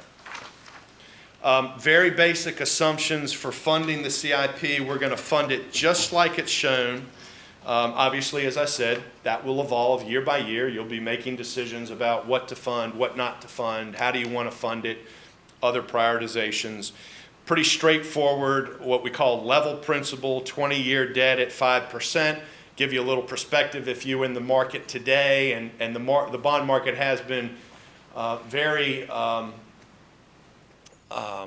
it's gone through some significant struggles over the last 2 or 3 weeks, but we're starting to see glimmers of normalcy, and you would be in the 2.5% range if you were issuing 20-year debt today. So we're using a 5% interest rate to be conservative for planning purposes, but we're also talking about a 5-year window here. So there should be some upside. And we've looked at 2 cases. Case 1 is we're going to fund that CIP exactly as it's been presented. In case 2, we're going to make one change, which is to accelerate the fire station project to FY21. Okay? So, with that, page 20 is showing you under case 1 what your new debt profile would look like, and I would suggest you look at that upper left graph. The dark green is the existing debt, the 43 million or so that's outstanding today. And then the colors are showing you if you fund the CIP exactly as it's shown, you issue some debt in fiscal 22, 23, 24, and 25. You're building on top. And you'll see over that period of time what happens when you issue that additional roughly $43.5 million of debt that was identified in the CIP. Okay? If you were to do that, we have looked at those debt policies and those debt ratios. The upper left, you never fall below the red line, which is good. And the upper right and the bottom, you never go above the red line, which means compliance. So this order of magnitude of debt that we're talking about on top of what you currently have fits within your policies. The debt service to expenditures gets pretty tight, but it's in there. And the other 2, you've got a little bit of slack. Okay? From an affordability perspective, page 22, all we've changed on page 22 is we've dropped in the new debt service under column E. That is the debt service that would come online if we were to fund the CIP exactly like it's shown. So column E is new. And what you're going to see, building off of that last page that we spoke of that looks like this, we are now using more of the revenue savings plans dollars under column L, right? So we're adding, order of magnitude, we're adding under column E we get to a place where we're adding another $4 million a year of debt service, right? The $46 million that we're funding, there's going to be at some point about another $4 million per year of debt service if you do that. And we haven't changed column I, J, or K. Those are exactly the same. The way we're funding that is we are bumping up the use of future revenue savings plan revenues under L. Now, you'll notice if the growth occurs for the revenue savings plan, column T is the revenue coming in each year from the revenue savings plan. Column U is the use of that, some of that money. And in column V as in Victor, we are building a reserve in the revenue savings plan, and then it's being pulled down, but it never goes to zero. So under the current assumptions of the revenue savings plan and the growth that would come, or that it's assuming will come, we're relying pretty heavily on the revenue savings plan to support this program, but we are not projecting to exhaust all of those revenues. There is a continual balance in that revenue savings plan, at least in the current iteration. So you could take away from this that CIP, at least the debt portion of that CIP, the roughly 46 million that has been identified over the next 5 years, 43 million, is paid for, if you will, provided you can continue to budget for debt the way you have, and the revenue savings plan comes close to hitting its projected marks. Okay? We did a case too where we accelerate the fire station. What you'll see on page 24 on the right in the middle, we're still issuing the same 43.6 million, but we're doing it a little bit faster to accelerate that project. So the bond issues are spread out a little bit differently, generally a little bit more front-loaded than case one. And the key takeaway is that the policies work on page 25. They don't look too different from the prior case. And maybe more importantly, page 26 it looks very similar. So again, on page 26, we've added in the new debt for the CIP. We peak out at a little more than $4 million a year. We've got to use a little more of the revenue savings plan dollars in column L a little bit earlier, but it doesn't go into the negative under the current projections. So to the extent there's a desire to accelerate that one particular project, it doesn't change things too much in the plan should you decide to do that. Now, I just want to point out, we have not funded that to be determined line item in the CIP, right? Remember, there were lots of sources of funding in the CIP, just so we're all on the same page. We are really only funding on this page 17, line 13.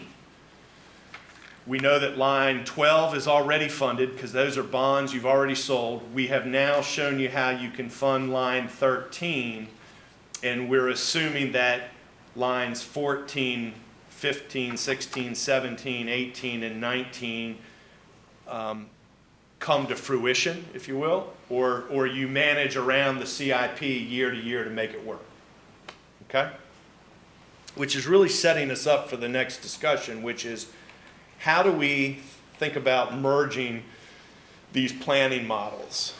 Because you have a really good town budget model, in our opinion, and it's been handled historically in-house, and you all have developed that over the years, and I'm talking off of page 28, and this was the topic of the prior presentation, right? So you kind of saw what that all looked like, and it was a forward-looking projection of your, I'm going to call it your operating budget, all right?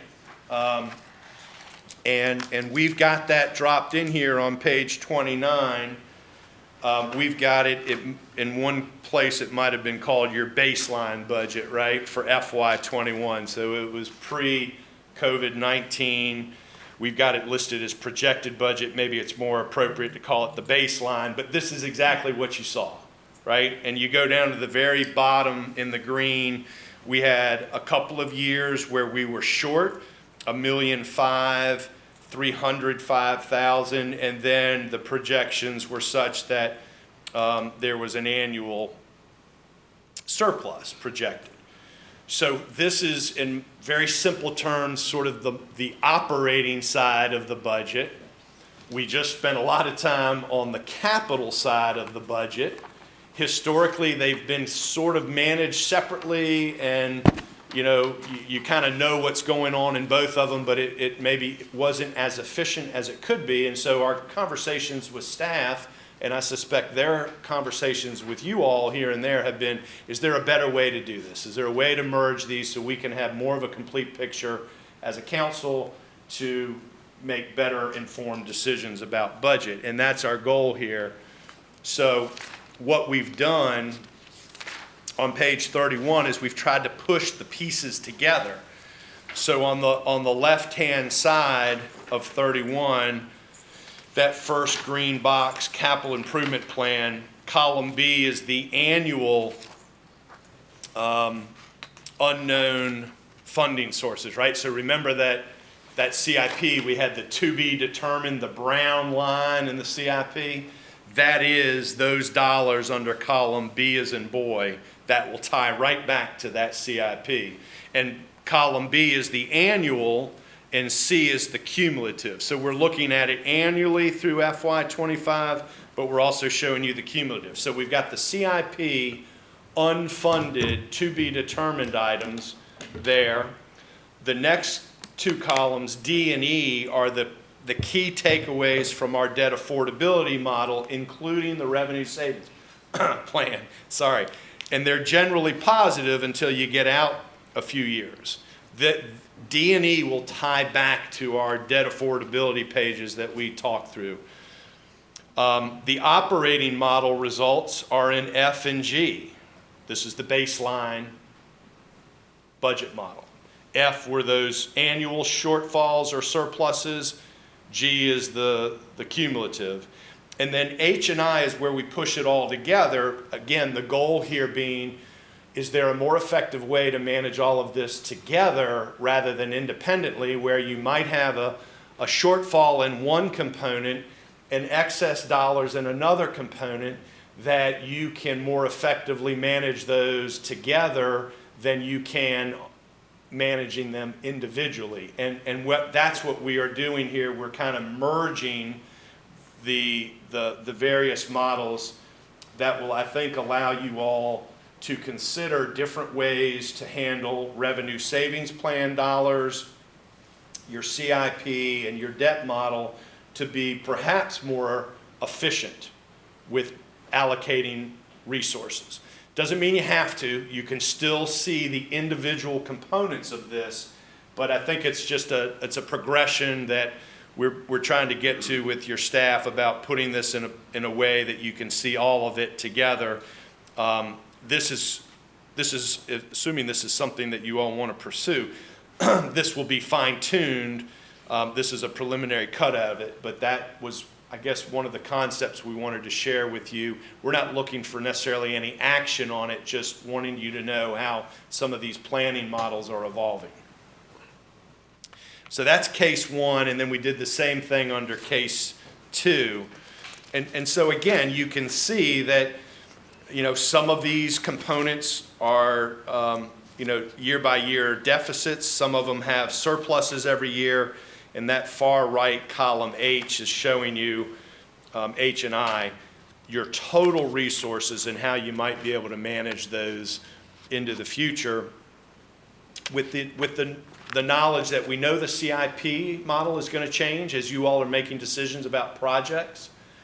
We know the budget model is going to change as you're making decisions about what you want to fund and what where you want to dedicate your resources, and the new model will allow us to bring these independently moving models together and demonstrate sort of the key takeaway at the overall town level.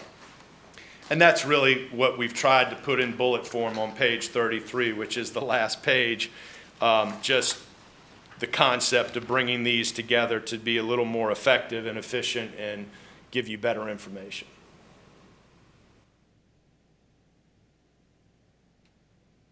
Questions? I said I don't believe we're looking for any action with this. It's really informational. I know it's a lot of information, but any questions? You're trying to assimilate all the information. I understand. But there's a lot there, for sure.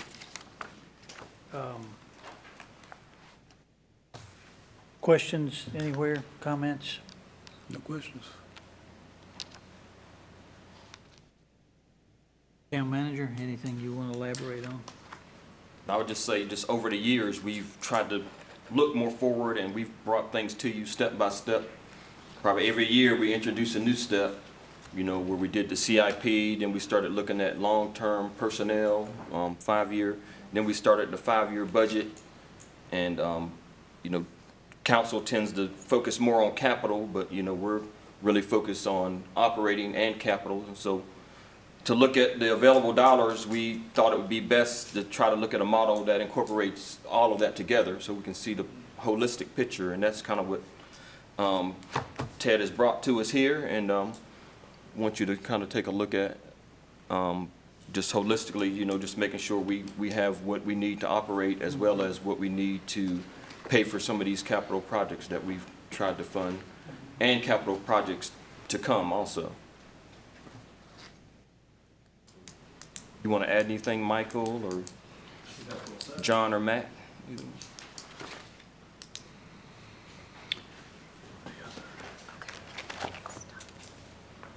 We had talked in the, obviously, leading up to this about a bond issue.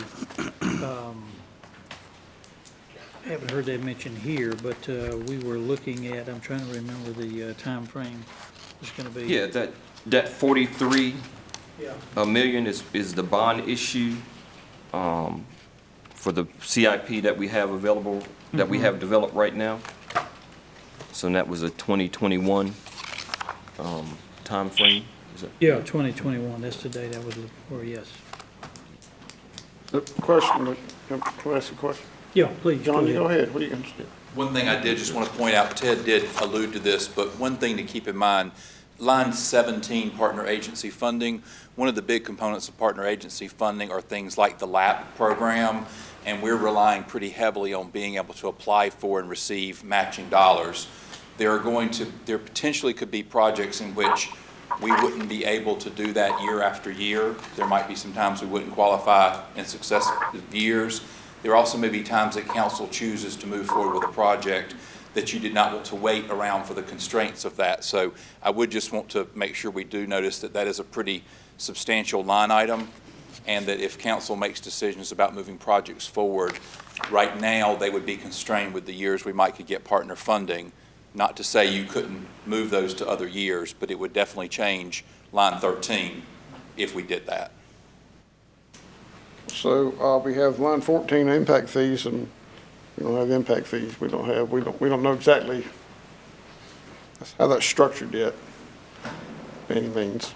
What do we, Michael? Can you help me out? That's fee in lieu of parklands, so that's money that we generally have in the bank, and as long as construction activity continues, we'd be good. We have not factored in impact fees in terms of the transportation impact fees.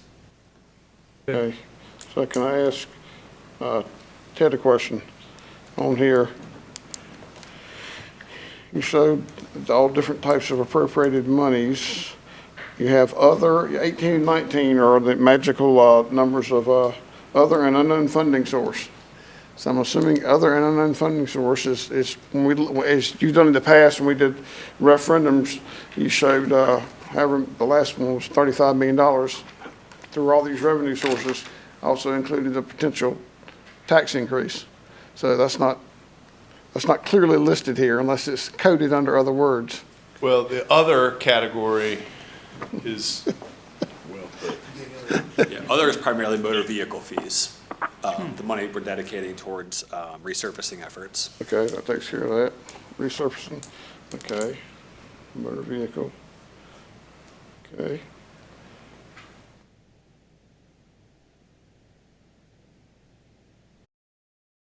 Still somewhere along the line, there's going to have to be a discussion if, or as we move forward with the capital improvement and bond referendum of potential tax increase dedicated to paying the debt service back, correct? it's potential, right? So we We have not addressed that unknown, how that will be funded, but the model does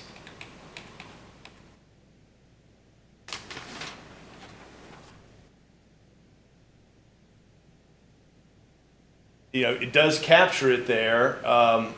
And when you look at these things together with the accumulated revenue savings plan dollars, there may be a way to fund those other items, or not other, the unknown items, without a tax increase. Yeah, and just to be clear, this plan does not include a tax increase, so we could do everything that's been laid out here without an increase. Any increase would just give us additional capacity. Although if I could add, there's plenty of increase, there's plenty of capacity on the revenue savings plan side of the equation. That doesn't necessarily help us fund all the firefighters we need to staff a station, do the parks. So there's a lot of non-capital, non-debt issues to consider. But from the debt standpoint, the revenue savings plan has generated a lot of money that we can use to help us with. Right, but it doesn't help on the annual O&M. Exactly. It's not designated for that. That's right. And so, yeah, and that's how it was designed, but that's what they're showing you on this slide here. We've got some periodic deficits, and frankly, the operating model doesn't even fully show you all the other things that we would likely need to do, because it doesn't include any new position ever, et cetera, et cetera. It's flat. Yeah, so we've got some shortfalls in one area, and we've got a ton of money in other areas, and which is okay. We just need to be good with. We got to find other ways to fund things. Right, right. Because many, I'm going to make my big answer. This is the 21 budget request. Most of that is not. I'm just correct me. How much of this is in CIP? Little or any of it? Correct. Okay, none of it. Right, okay. And that's, how many million, you told us that again, I forgot how much it was again. I'd have to go back and check. It was over $2 million. Okay, that's in 21, and then 22 was even bigger than that, if I recall. Yes. Yeah, There's okay. substantial requirements to address on the operating side, not having to do with a few CIP items, but the vast majority are just growth and. Oh, and then operations, additional staff, additional training, additional equipment, updated new equipment, whatever, infrastructure. Okay, so I just want to make all that clear that the revenue savings plan can help us with the capital projects, but on the operational side, the expenses will exceed the revenues allowed for that. Yes, sir. Okay, just want to make that perfectly clear, because it sounds all buttercups and butterflies here. Oh man, we got money to do this and that, and that's true in one hand. The revenue savings plan helps us, but on the other hand, the operations to do all those things in the CIP cost money that we got to.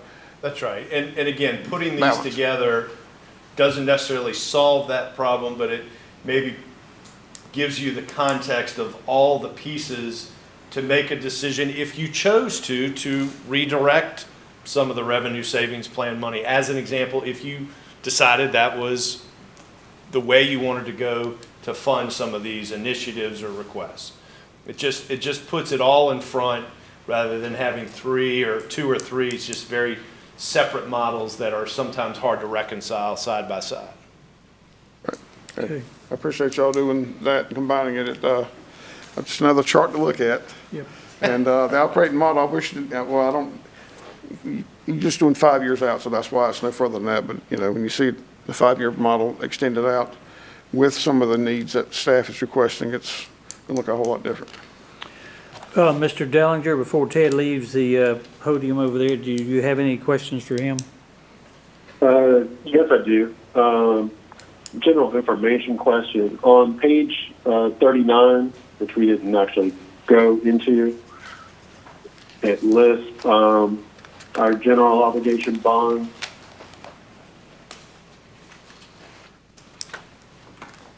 So page 39, I'm there. I'm sorry, the question about the bonds? Yeah, so in February, we did a refi on some 2010 debt to go from an interest rate of 3.6 to 1.8. That's that 210, and this, I guess it's that JP Morgan Chase. With the 2015 general obligation at $14 million, the 2018, the $4 million, the 2019, which is $7 million. So that's a total of $21 million. Are those under any type of restrictions where we can't refinance that debt? Yes, so when you look at those, beginning on 39, on to page 40, you'll see under each total column, there's something that says next call, and it has a date. When these bonds are sold in the bond market, they are typically sold with a 10-year no prepayment language. So the 14s are eligible to be refunded beginning in 24. The 15s and 25. Do you see those dates under next call? Yep. So those, very, very good chance those will be refunded in the future. We've just got to get closer to those call dates for each of them. And so there's no prepayment at all. Is there a penalty, or is it absolutely restricted? One more time on that? Is there a penalty, or is it just absolutely restricted? Absolutely restricted from being refinanced, Yes. or is it financeable? It's absolutely restricted because that was a covenant in the original bond issue. So the investors that own those bonds right now, they know when they bought them, they knew that they could not be called from them until that particular date. So there's not even a premium or a penalty you could pay to get out of it. It's a function of the original covenants of each of those bond issues. Gotcha. Thank you. Okay, That's all I have. okay, thank you. Anybody else? Okay, Ted, I think we're gonna let you go sit down or leave or whatever. Thank you very much. Appreciate it. Thank you very much. We really appreciate you coming here and presenting this, sure enough. Good information. So, let me see here. Mike, I was gonna probably take a quick break. Well, would we want to go on beyond the break and finish up before we do dinner? That's one thing that was suggested. We've been sitting here 2.5 hours. Yeah. Tell you what, let's take a 10-minute break, and then we'll come back and we'll decide what our schedule is going forward. Why don't we do that? Is that okay? Okay?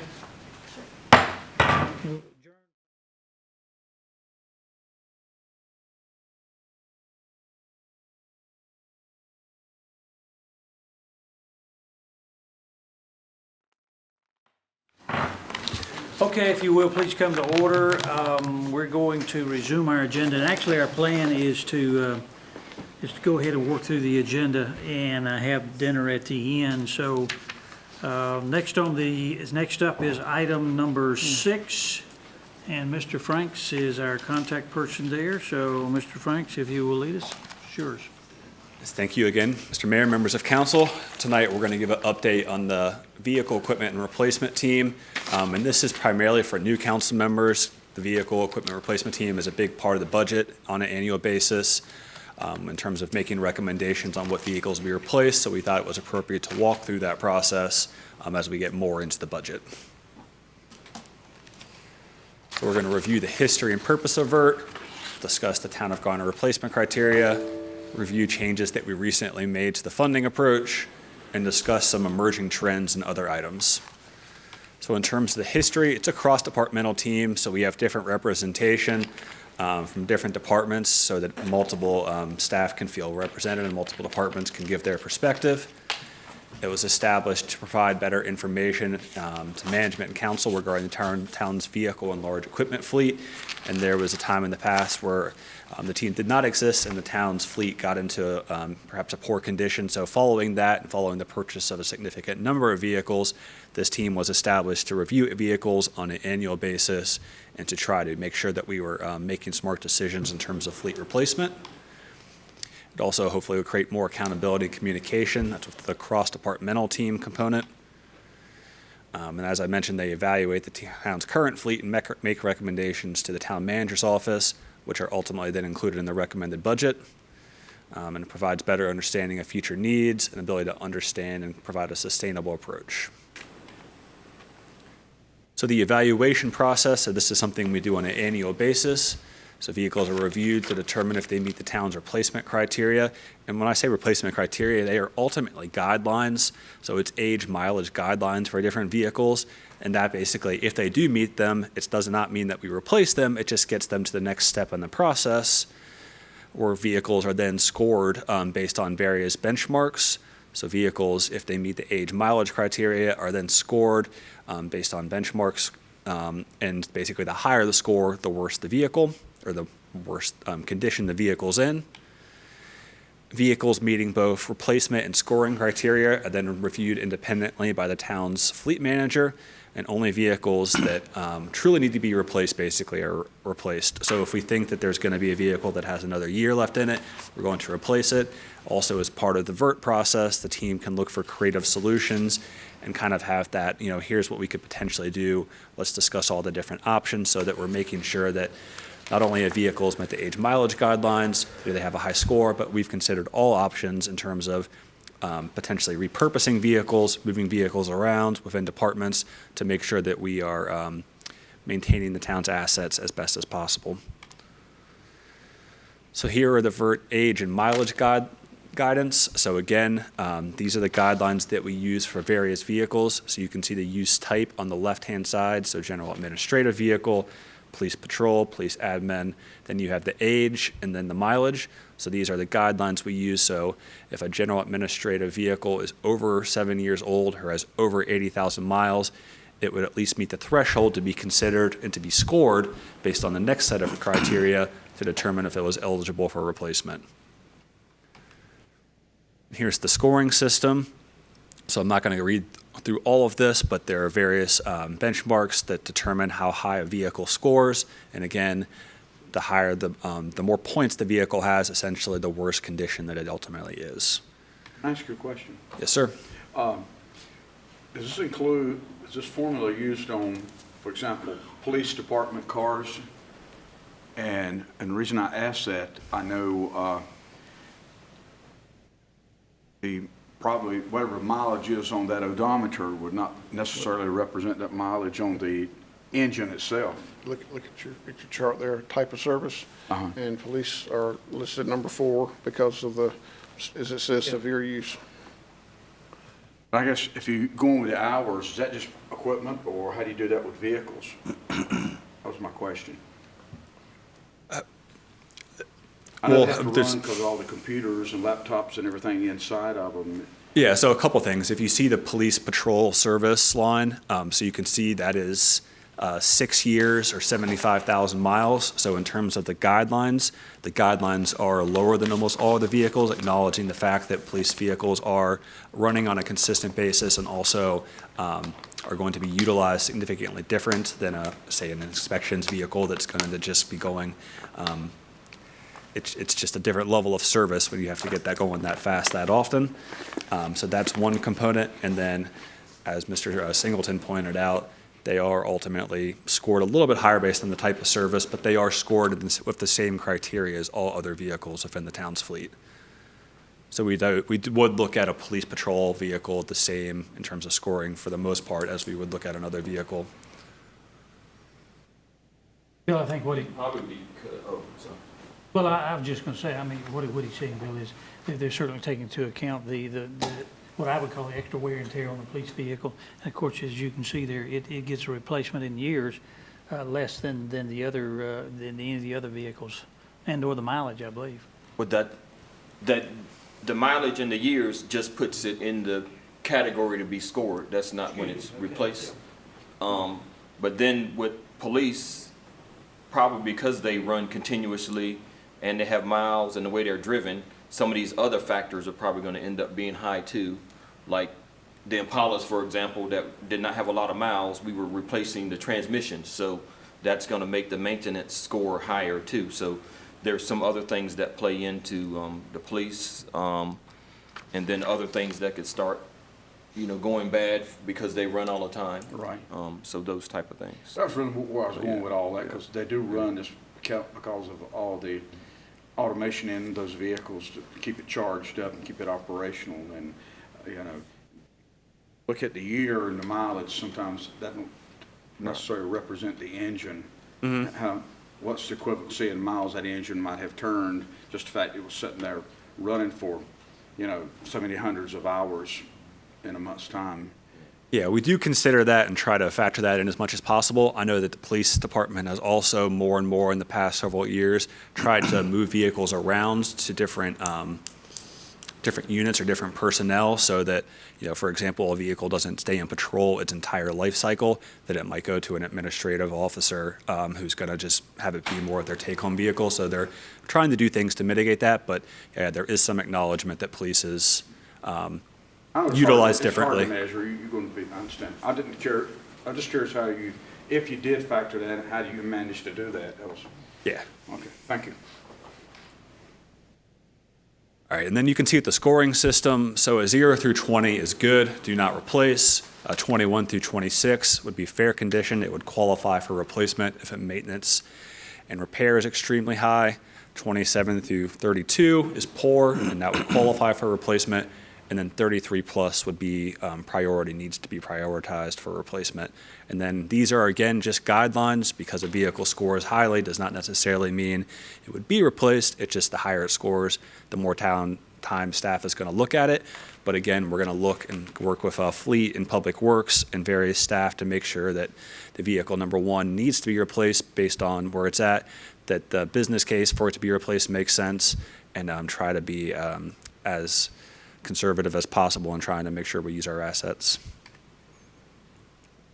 So moving away from the replacement criteria, we have changed the funding strategy with Invert in the last couple of years.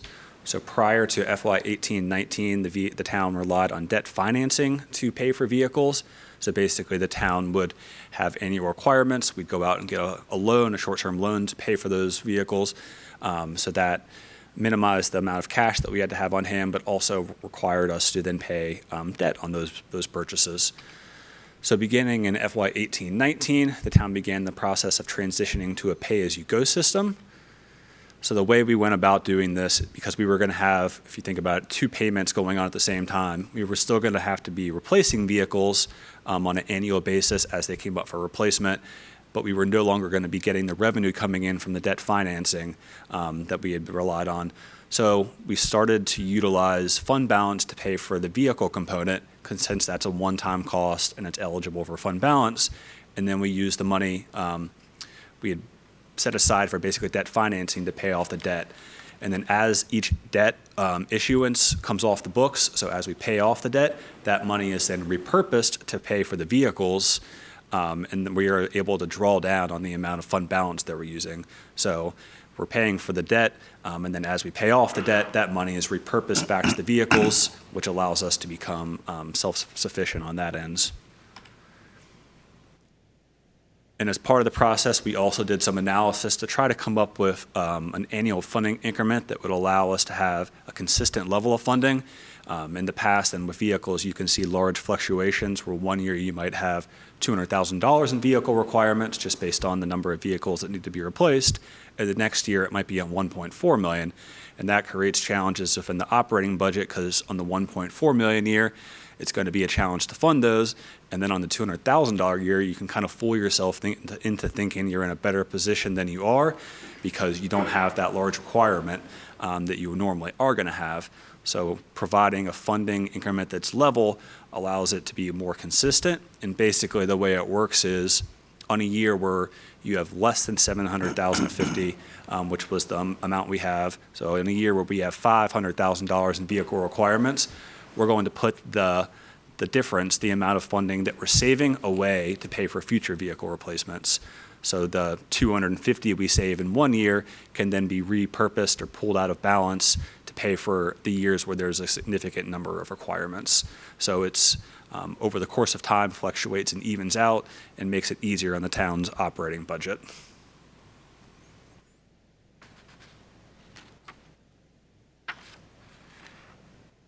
So some emerging trends we wanted to talk about within the vehicle industry.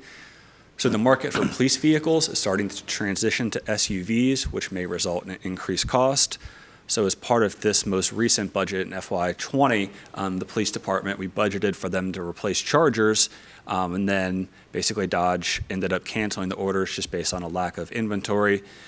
So this year, you guys would be familiar with the fact that we had to, instead of replacing them with chargers, we had to use Dodge Durangos instead, which had an additional cost.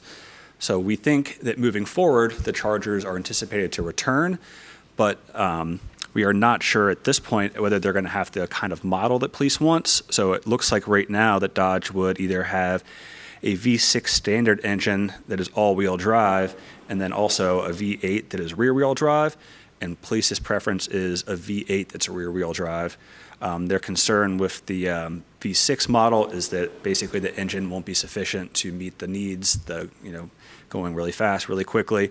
And their concern with the V8 that is rear-wheel drive is that it won't have the maneuverability that officers need to perform their job. So while Dodge is coming back with the Charger, it might be that they don't actually have a model that the police department is truly satisfied with.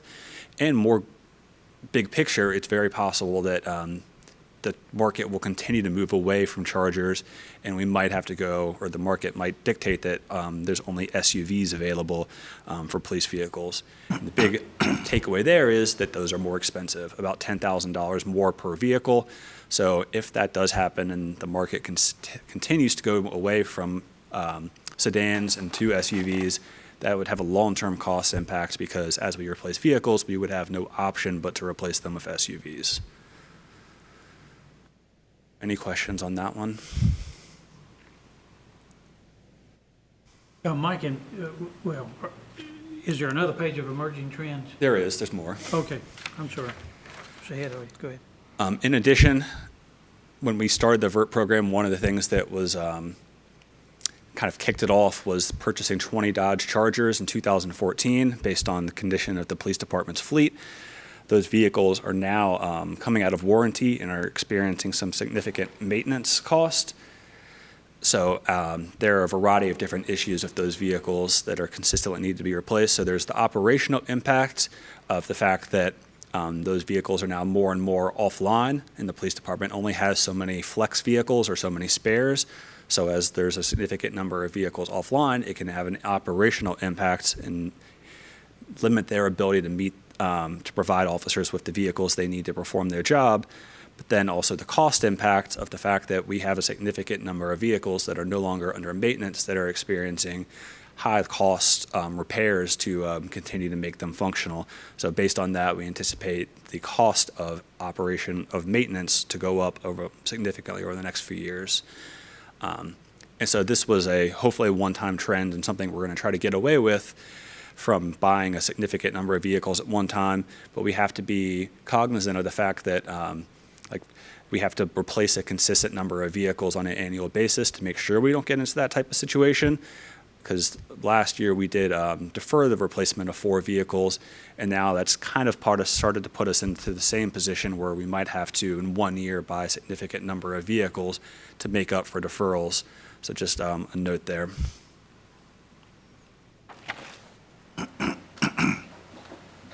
Another item is that to address vehicle requirements, the town is starting to review restricted funds to determine if they can be utilized.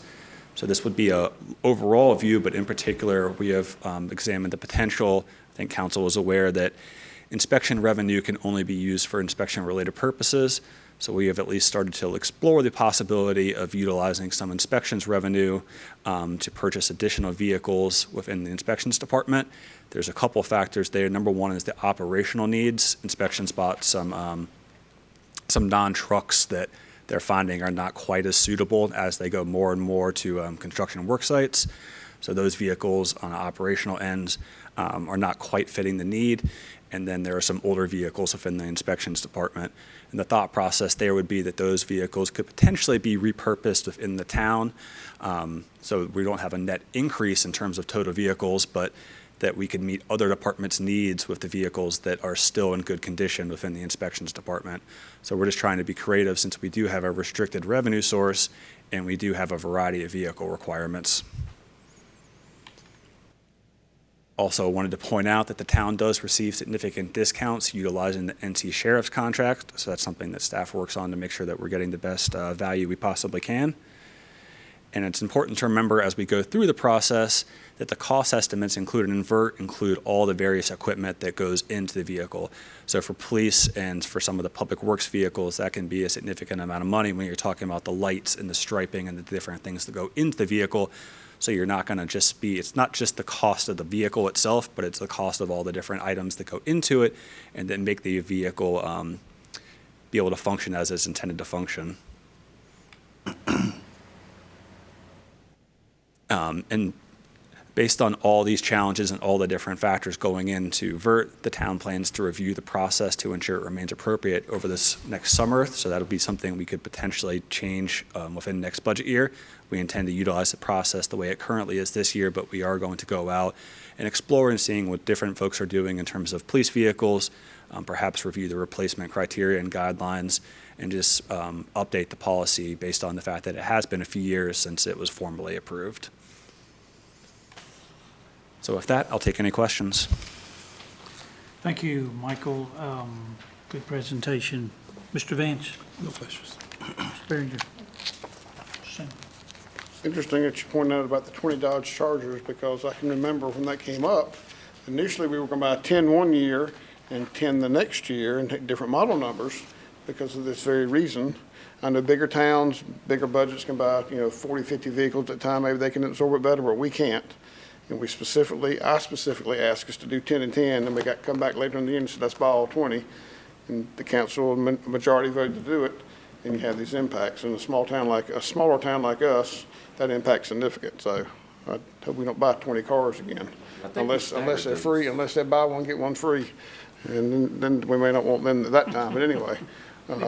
It came, if you have a flaw or a recall or something, it comes through, and it affects us, it affects the police so much. That's, a third of their patrol cars, 20 of them. So anyway, significant impact. Thank you, Ms. Angel. Mr. Petty? You had mentioned that funding, for example, with Public Works or what have you, or inspections, those vehicles could be purchased through some of their funding, which would, could you expand on that a little bit? Are we going to continue doing that? And you mentioned some of those vehicles that they use, we can use later for other services. Could you? Yeah, so I'm specifically referring to inspections. Inspections the last couple years based on development activity has basically operated with a surplus as a department. They've brought in more money than they've spent.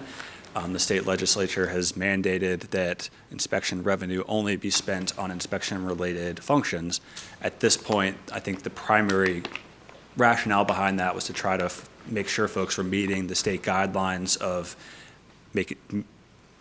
how quickly you need to complete inspections.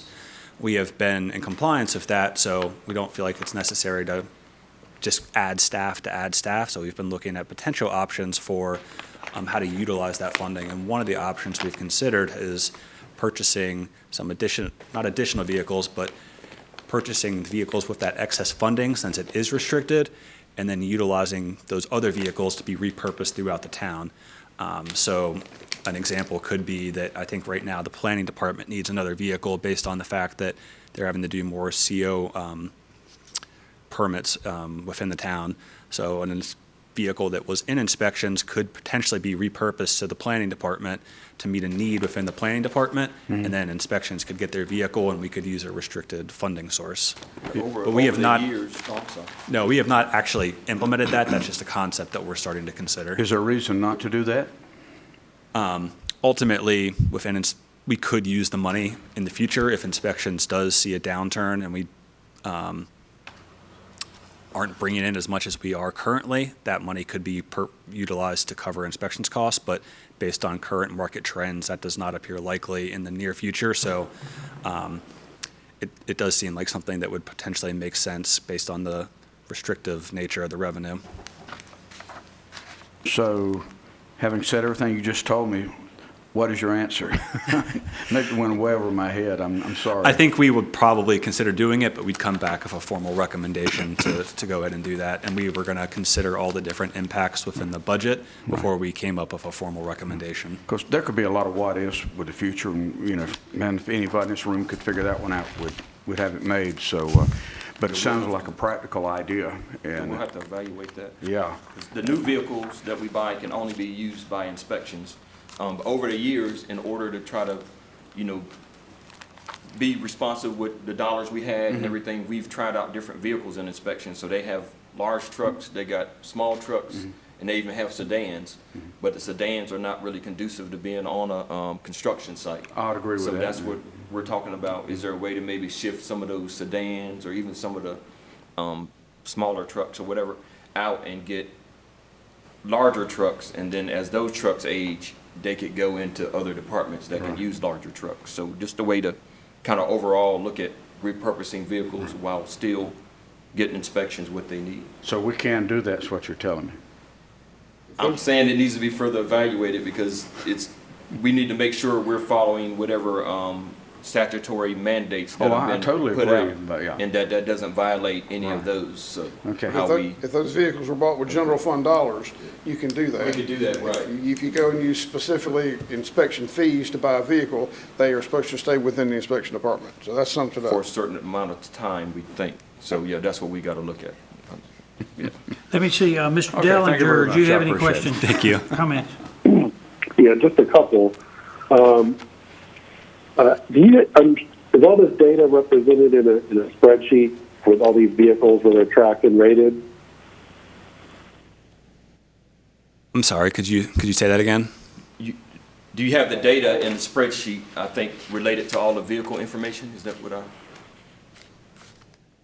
like the VERT, I think, yeah, we have a We VERT do have spreadsheet. we have a spreadsheet that summarizes all the different vehicles by department, by score, all the different information. This is kind of maybe a small side project, but would it be possible to create a chart of those scores so you can kind of visualize how many are sort of coming up to end of life? Do you understand what I'm trying to say? I think he wants to see the spreadsheet. We have all of that. He just wants to see the spreadsheet with the, no? A visual representation. So if you have all the scores, you could visually represent how many fall into a sort of range of scores, so then you can kind of see what percentage of the fleet is sort of coming towards its end of life. And so it's hard to gauge right now, like, looking forward, like, is it 20% in the next 2 years that's going to be needed replaced, or is it 50%, is it 10%? Just for, like, future projecting. I mean, that I can get with you offline on that, but I think it'd be helpful to kind of visualize what we're looking at in terms of the amount of costs coming down the pipe. The other question is, how do we dispose of vehicles when they reach end of life? We give them a happy burial. No, I'm sorry, go ahead. So for the first one, yeah, both Public Works and the Police Department, as our two biggest users, actually have 5-year plans in terms of what vehicles they see coming down the pipeline that they'll need to replace. So we could share those, but we could also graphically come up with something to show you kind of where vehicles fall on with the scoring system. In terms of when vehicles are replaced, they are surplus generally, and I know there are some potential limitations based on the age of the vehicle and the mileage, but I believe they're surplus through the state. And then that would come back as revenue to the town. That's all. Okay, thank you, Mr. Dellinger. Anything else, Michael? That covers everything? That's it on my end. can I ask him another? Okay, fire away. This is VERT related. It's not with the vehicles. You mentioned projecting about $750,000 a year, which will cover once we get balanced. You said somewhere now, I was looking for it, I remember reading it today, or maybe it was on the screen, that in your projections, we've got the VERT projections, but you don't have the IT projections for how much they're going to need over the next several years, because you've shown us that before also. Yeah, I believe that number is $170,000 for IT to be on the same consistent level funding pattern. Every year. Yes, sir. Because I remember there were, up and down? Because there were times where you'd have substantial replacements and other times when you didn't. So y'all find out the average is about the 170. Yeah, it's about 170, and I think we were backed up on the police laptops and maybe some other big one-time equipment, and that kind of, once we got through that, we should be able to, I think it was about 170, but I can confirm that. Okay, so between the two of them, we're over $900,000 just for those two. Just those two, it's just vehicles and IT, annual appropriation just for those two things. To replace things on a consistent, scheduled basis, yes. Thank you. Thank you for thank you for summing it up that way. And keep in mind, there's also the perform list, which we haven't funded at all, but we would love to have a similar annual increment that could go for all the maintenance projects. We just haven't been able to pay for that yet. Be a good way to help budget down the road, I think. Okay, thank you, Michael. You've earned your Thank you. keep today. You've spent your good time at the podium there. That covers every item on the agenda that I have except for items E, F, and G. Okay. So, manager's report. Yeah, I want to just go back to the discussion about the resurfacing. I know we've heard different views on that. For full information, we did get good rates on the bid compared to what we had maybe the last couple of years. So that's one thing to consider, but as we were looking at ways to help with a potential budget shortfall, that was just one of the things we put on the list. Not something we really want to do, but we don't know what we're facing, so that was one of the bigger items that we thought could be of help. So whatever council, wants us to do, that notice to proceed is coming up pretty soon before that contract runs out, unless we get some extension from the contractor, so we just need some guidance. Mr. Mayor, I would encourage us to move forward. We got great rates. We were able to add numerous streets, catch up on streets we didn't get last year, and then add additional streets. Plus, when we set that up on the vehicle fee, that vehicle fee is collected in this budget year, but the work will be done in the next budget year, but the work is collected now, the fees have been collected now, so we told the citizens what the fees were for, and we need to move forward with it. In funding the project. I mean, you don't see, they're not going to go out there and stop the I-40 project, are they? Because of this or other different road projects, and I know it's a different animal because that's funded a different way, but the fact of the matter is that we've got to keep up annual maintenance. That's what our study told us, because we were way behind. That's why we tripled, almost quadrupled our annual spending on resurfacing and street improvements. Mr. Mayor, I'd agree with that also. Okay, thank you. Well, I might ask the town manager, and I'm not trying to play devil's advocate here, but I mean, that's a $730,000 lump, so obviously, if we spend that, and I'm saying we shouldn't, are you still anticipating those kinds of amounts that are probably gonna have to be cut somewhere? Yeah, well, I mean, I think we're fine with that decision, whatever council wants to make. We just ask that you be open and flexible with other means of balancing the budget and making up the shortfall as we go. We're Matt, talking did you want to the add? 21 budget. Yeah, the 21. Budget, yeah, right. Well, Yeah, I mean, I think there's only but so many ways to make up for that revenue shortfall, Right. both in the current year between now and June 30th and going beyond that. So it's perfectly fine if this is not your preferred way of doing that. It's just, the fund, taking money out of fund balance, there just needs to be, we just need to have some number of options to look at that. And so we're taking one of those options off the table, which is okay, as long as everybody is good with, we're now Right. looking at a slightly fewer set of options for dealing with it. Well, let me get you to clarify something. So we know that sales tax is paid 3 months behind, correct? So the last payment we got was what, have we got December's? December, I believe, right? Yeah. For the next one, we're going to be January, sometime next month. So the fall that we have in March and April and May and so forth, so those checks won't come till next year, so the bigger impact is, of course, in next year's budget. It's not as much as in this year's budget, even though there'll be some. how's that accounted? Well, they actually, accounting-wise, we book those backwards. book them And so forward. we keep the Which is books earned. open past July 1 and accrue them back. But I mean, yeah, in terms of, I mean, it will be that late before we actually see the impact of it, but the accounting practice will mean it does impact this current year's budget before the audit occurs and all that. Am I saying that right? Okay. Computer to pay Paul. Yeah. figure off and Peter to pay off. And who knows, the next year, all this is, thank goodness, all this has gone away. We have incredible sales tax that over exceeds what's budgeted next year. We don't know that. So, No, I mean, I think there's a lot of speculation about Yeah, we how all- long it will we don't take have to any recover. idea. Exactly. It could be many months longer than the duration right. of the, shutdown period, if you will, but knows? nobody knows. Right. And so Okay. we generally just want to make sure that you all are, we would be generally giving you advice to be as cautious as possible because there's so much unknown, and Right. it's hard to come back after the fact. We're talking about big dollar amounts, so I'm just urging you to be cautious with your decision-making about what the priority is, that's all. Okay, comments down here. Yeah, I would agree to go ahead and do the resurfacing. Okay, Mr. Dellinger? I'm in favor of holding off on that contract because that's a $750,000 contract. And if we have to come back in a year and redo the contract to do some resurfacing, maybe it's 800, maybe it's 900,000. But we're entering into a period, we have to fill a hole for this fiscal year, and we don't know how big the hole is going to be for the next fiscal year. I think we need to hold on to as much cash as we can because we could potentially, again, be going into a situation where we're going into a recession. We're already facing at least 2 years of deficits, which means we're not going to be replenishing that fund balance. We're not going to be making as high contributions to the revenue sharing savings plan. And then we've got a bond issue that we do want to do, and we need to make sure we have the reserves there to keep our credit rating so we get good interest rates so we can continue to do all the other things we want to do.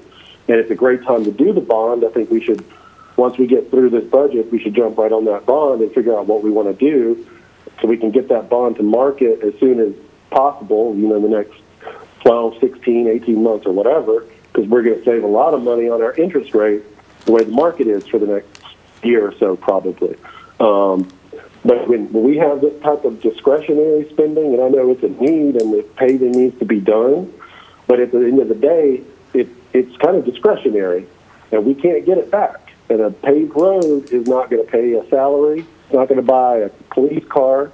There are a whole lot of things that $750,000 can do over the next 6 months. Okay, sure. That's my opinion. Okay, thank you, Mr. Dellinger. Anybody else want to weigh in? just, if first bond referendum would have to pass by the public, and that would be the fall of 2021, then you aren't selling bonds for at least 12 to 18 months because you got to get the projects designed and ready to go. So you're a couple years out from selling bonds after that. So we're a long way from selling bonds and worrying about that impact. But that whole time, we're not. If the economy goes south, we're not replenishing our fund balance. That's true, but in the last recession, the triangle area was not recession-proof, but it sure was recession-light, and will probably be that way. Probably will continue that way also. Again.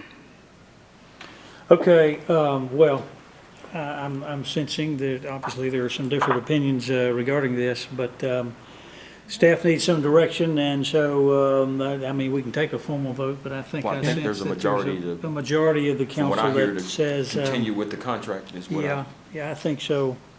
So appreciate everybody's perspective on it, but I think you've got your instructions there, Mr. Town Manager, is that right? Thank you. Okay, thank you all. I'll start with the first item under manager's report. You have a yellow handout, a spreadsheet with yellow bars on it. Yes. John's gonna walk us through update on a handful of those, just so you can kind of know where we are. Mayor and members of council, just going to give you a few highlights on Chris Johnson's behalf. Item number 1, New Rand Road, Garner Road sidewalks. The notice to proceed has been issued for that project. We've been awaiting all the utility moves. You may have seen some of the road closures on 70 and at the intersection recently. So we have issued that notice to proceed. We're assuming that contractor will continue working. As I'll mention a little further down, we've had some contractors who are questioning whether or not they will stay working during the statewide moratorium on travel and so forth. Number 3, White Oak Roundabout. We've got 65% plans submitted to NCDOT for review, and we hope to get the environmental submission to DOT this week as well. Number 16, the rec center. We've got a very small handful of items that we're still working on. You may have seen the excavation being done at the stormwater pond at 70 and Montague, which is converting that from detention pond to the ongoing use. After that is done, there's some landscaping that has to be done, but that's a separate contract. We've been trying to hunt down a couple of roof concerns, and we believe there was some progress made on that today. We're awaiting tonight's rain to hopefully verify that, and if not, we'll be out there with hoses to try to verify that. There's just a handful of items, and then after that, we think we can start moving towards a closeout process for that project. There's still a few little punch list things, especially site things, but we'll be getting very close on that project. On Yes, sir. the stormwater pond on both 70 and on Garner Road, so far they've done the work with the fence, unless they took the fence up the last couple of days, the fence is still up. I know one time they was talking about maybe taking the fence down to do that work. They were, and then they decided against it, and then they damaged the gate by not taking it down. So they'll be replacing some sections of the gate. Okay, and Yeah. then, and also there'll be some landscaping out there. That's what you mentioned Yes, sir. about landscaping. And the landscape Okay. is a separate contractor, so we could move forward Yes. with closing out the other contractor. They'll come back in and do that. Okay. And then I think Mr. Johnson may have mentioned this, but the pond at the GPAC, there's a substantial number of plants in that planted as a part of the bioretention mechanism. And because we don't know how many of those survived last winter yet and survived the standing water, we're being told by the landscaper that we might not should excavate that until much later in the spring, or we risk throwing away inadvertently a lot of plant material. There's as many as 1,000 plants. Now, these are very tiny grasses and things, but it's the way this works, the retention pond works. So we're trying to figure out whether or not that's something we're just going to negotiate out with the contractor and work out a financial way for us to just do that at a later date. So you may hear us come back and refer to that everything but GPAC Pond is done, and we're choosing to handle it that way. Okay, all right. Spring Drive sidewalks, we've had really good progress on that. And I think you've seen the work is getting finished along Van Dora Springs. Now we're going to be moving to some paving work and some signal work at Van Dora that'll begin the week of the 6th. Again, assuming this contractor remains in the field working. Van Dora Springs sidewalks are still awaiting execution of the interlocal agreement with Raleigh, as well as some additional work that Ramey Kemp has to do for us. Timber Drive sidewalks had been awarded, but the contractor has asked, in light of the travel restrictions and concerns about being in the field, they have asked us to suspend that project. DOT is partially funding that through LAP dollars, and DOT is issuing a day-for-day extension of projects that they have funding in. And while we hate to see it delayed, we do recognize the contractor's concern. They were going to be working in people's front yards and expected a lot of day-to-day interaction with citizens, which we know is probably very accurate based on other sidewalk projects in residential areas. So we are granting them that extension. We just feel like that's in good faith effort for everything, and they will hold all their contract performance, just extending it by the days of the state shutdown. The YMCA crosswalk, this is an item that Mr. Johnson had brought back. There was some desire to have a crosswalk near Old Scarborough Lane and the crossing Avasboro Road. We have finally gotten a design that has been agreeable by DOT, and they've approved. So now we're just at some point looking for the funding, and we're not asking for that tonight, but the next step will be identifying funding to do that. It will not be a lot of dollars, and we'll come back to you at some point. We just wanted to let you know that was moving forward. Mr. Matthews had asked us to look at improvements to the crossing of the Greenway on Buffalo Road from White Deer Park to Lake Benson. NCDOT is really hesitant, actually not hesitant, they're not allowing us to put any signage in the middle of the road there. The size road and the classification road and the speed limit of that road, they're not allowing us to put the sort of pedestrian crossing sign that had been mentioned by Mr. Matthews and Mr. Singleton and others at that spot. So they are allowing us to follow some guidelines from the traffic control device manual, which improves or increases paintings before you get to the crosswalk and some additional signage. And they're requiring us to go through adding that first. And if we still have concerns or issues at that intersection, then they will consider us taking further steps. But those steps might include us doing a slight widening for a section so that we could accommodate a small refuge point in the middle. And that's just their rules for that classification road. So it doesn't seem like it would be that difficult, but Mr. Johnson has done quite a job going back and forth and challenging DOT even on some of their own specs, and this is the final answer we got. So we're moving that forward. It's just not going quite as quickly or to the final answer we were looking for. So. And just a quick comment, as one who is over there pretty often, and maybe it's local people, but I'm finding more and more that as people approach that area, as they see somebody standing there, a lot of people will stop and let you cross. That doesn't mean everybody does it. Yes. But I think over time, at least local people are aware of that crossing, and they're pretty courteous about letting people cross there. And I think what they're asking us to add is some additional signage further ahead to try to get more motorists to notice that.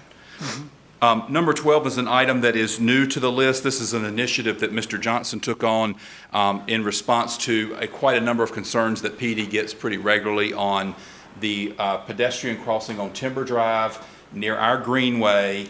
So this is our greenway comes out to Timber Drive here. So Timber Drive Elementary would be off to your left, and Buckingham Road is down here to your right. And you're probably all familiar with the fact that we do have a crosswalk to cross over to get people, because the sidewalk ends here at Blanton, and we're about to extend that sidewalk. As I mentioned, it's going to be delayed, but that still is a very dangerous crossing, even with the signals that were added about a year and a half ago. So Mr. Johnson has worked with PD and Parks and Public Works and Administration to come up with a proposal that DOT is willing to sign off on. And so we're bringing it to you tonight while they're in the mood to approve encroachment agreements. We wanted to go ahead and get that submitted to them to actually bring this crosswalk down to this area, so it would be just a few feet slightly west of the greenway where the greenway comes out. And when you look at it from this view, it may be hard to envision that makes things better. But actually, what it does is it gets it away. Currently, that greenway, the pedestrian crossing is up here at the top of a hill. So you really do have a limited line of sight to see it. We'd be moving it down to this area near the greenway, and then from the other direction, if you're coming around the corner from Timber Drive Elementary, by removing a few shrubs here, you really start a much longer line of sight to this crossing than you have from this point to the existing crossing. So when I first heard this without seeing it, my thought was, well, that doesn't sound very safe. But when you actually go out in the field, which we've had PD, Public Works, all of our departments go out and survey this in the field, they think it improves things. Like I said, DOT is willing to approve the encroachment. So we wanted to make sure that council was comfortable with us making this move. And if you are, we're going to get the manager to sign the encroachment agreement and get it off to DOT while they're being agreeable on this item.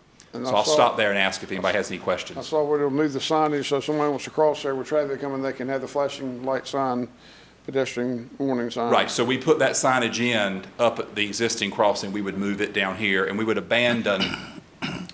actually abandon this crossing by milling the markings off, so there wouldn't be a designated crossing there. And the hope is the combination of this and the extension of the sidewalk from Blanton to Stowe will encourage a lot of people to stay on the south side of Timber. And the people that are going to this neighborhood, we believe that most of them are coming from the greenway, so they'd be passing this point anyway. They'd have a crosswalk over to get up here. In the median, John, where it's grass would be paved, I'm assuming? Yes, sir. Okay. There would be trying to read Chris's notes here, but it's got to be a handicap accessible with domes, and so it would, this little solid white indicates that it would be a solid surface. Much like handicap accessible. Much like the concrete. Yes, sir. Okay. It's concrete with the raised domes on the side, so that it gets you the ADA accessibility. Gotcha. All right, so if I'm seeing a head nods or thumbs up, Yeah. Mr. Dellinger, is there any questions Yeah, we that can sounds answer? good. Okay. Everybody's good. All right, and then the last things on his list of notes were just that there's not a lot new to report on any of the DOT TIP projects. There's only a couple of DOT resurfacing projects that are currently under contract, that a lot of their resurfacing was cut back because of their budget constraints that they had earlier. So if there's any other questions about anything else on the report, I'll be happy to answer them. And I know that myself or Mr. Johnson would be glad to answer any questions if you have them offline. Yes, sir. It's not probably, it's where Van Door's running into Old Stage. Both sides of the road, they're putting, tree protection, what have you. Do we have any idea people ask me, what's going on Old Stage right there where Van Dorp comes into it. And it's on the right, going all the way up toward the church up that way. Do you have any idea what they're gonna do out there? It's on the west side. Yeah, the west side, I there's, mean, it runs all the way up there. They got the tree protection, orange. No, sir. Down to Poplar Springs. no, Near Poplar Springs on down this way, all the way down to Van Dorp, just about. Okay. No, I don't know what that is, but we'll try to check into it and see if they've got Just a a shoulder quick project or a estimate. widening project that I was not aware of, but I'm not aware of what that is. We'll go take a look. All right, thank you. Thanks, John. You still up, Mr. Right. Manager? Yes, just a quick COVID-19 kind of update? overview, COVID-19 update. So, as you know, we're on a stay home order for Wake County. Wake County stay home order was enacted prior to the state, but just to clear up any confusion, they both apply. You have to look at it provision by provision, and whichever provision is stricter, that's the one that applies to Wake County. So if the state has something stricter than what Wake County has, then that applies. Or if Wake County has something that's stricter than what the state has, that applies in Wake County. So they're both enforceable. I mean, the way we're approaching this, we're asking for voluntary compliance, and a lot of people just looking out for themselves and each other. So there are a couple of differences in there, but for the most part, they're pretty much the same. Wake County's goes out to the 16th, and the state goes out to April the 30th. So that is one major difference, and the state provision could be extended a little further. I think as they were thinking about it, they were trying to be consistent with some other stay-at-home orders that had already been issued, so that was one of the things. On the town level, we've modified some schedules. We have some folks teleworking from home where that's feasible. We've got some shifts, created some shifts where we rotate different groups of crews in and out just to limit the amount of social interaction. For now, we've postponed our unprepared cleanup, and we'll have some plan for bringing that back at a future date. And we've also, as part of the stay-home order and some of the provisions, we've closed playgrounds and some other amenities that tend to draw crowds or unrelated people, because in Wake County, they want no interaction between anyone outside of your family unit, whereas the state provision said 10, no more than 10. But Wake County's really trying to have no more than family units interacting with each other. So we've made some changes there. And of course, we had already canceled some programming in Parks and Rec and done some things there. And we're going to be further looking at our work schedules and doing some rotating work schedules here in the office, and just trying to put in some provisions to do our part and help. And then as part of that, the next item, we'll talk about future council meetings and how we conduct those. So whenever you're ready to talk about that, if you have any questions or comments on the COVID-19 update. Anybody updates on COVID-19? Did you want to cover or did you want to wait? I'll just wait till Okay, the okay, report. all right. So the next thing I have is future meetings and how we want to handle future meetings. Different municipalities are handling it differently. Some have canceled meetings. Some are trying to make it possible to have off-site meetings using technology. I can tell you right now, for our April 6th meeting, we don't have any agenda items. And then I think some of the information we got from the attorney based on our ordinance, we have to have at least one meeting per month, unless there's a reason why you can change that. But according to our ordinance, we need to have at least one. So we could skip April 6th and then decide what to do with April 17th. I was going to say, could we pause it right there and see if I assume there's unanimous agreement to go ahead and cancel the April 6th scheduled meeting. Anybody have any opposition to that? Okay, hearing none. Do you have something to say? I'm sorry. I can wait till you finish. I'll just add a little bit. It's typically a development heavy, the first meeting, but their planning commission doesn't have anything, they've suspended their meetings for April also, so there's nothing that's going to be held up by us not having a meeting on April 6th. So can I follow up with a question then? So one in that month. Now, I know sometimes these developmental things, sometimes we get things the second meeting. So do we know if anything's planned for the second meeting? And I don't know how we'd have a public hearing if we're not doing the 10 people, but anyway, do we know if there's something? There was no planning commission meeting in March, so there's nothing moving forward. And the only project that's been approved by council that had not come, the only thing that's been approved by planning commission that was scheduled to come to council at a later date has now made significant revisions such that they're going back to planning commission again.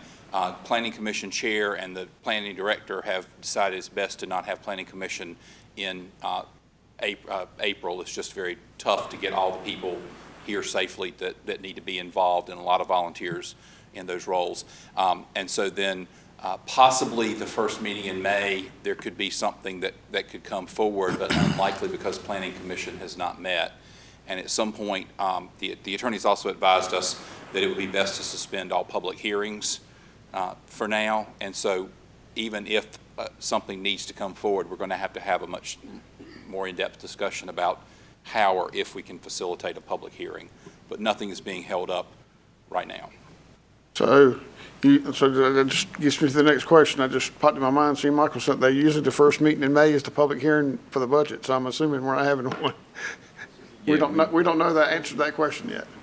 Yeah, certainly need to have one, yeah. State statute on required public hearings for the budget has not changed, and so something's got to give. I think we're going to need to find, unless the state law changes, I think we're going to have to find some way of having the required public hearing to approve the budget. So perhaps there could be some latitude in how that's done, and we've got, thankfully, a little bit of time to figure that out, but we will have to check that obligation unless that changes. In each and every town and city in the state is supposed to follow that, isn't that correct? Right. So that's a lot of, that's not somebody's going specific to have to to us. change, someone's going to have to give or redirection given. Yeah, and I think it might be this sort of thing where, under the circumstances, some ways that we could hear from the public that we might not ordinarily find acceptable would be good enough in this circumstance. So I mean, we can certainly look at alternatives, but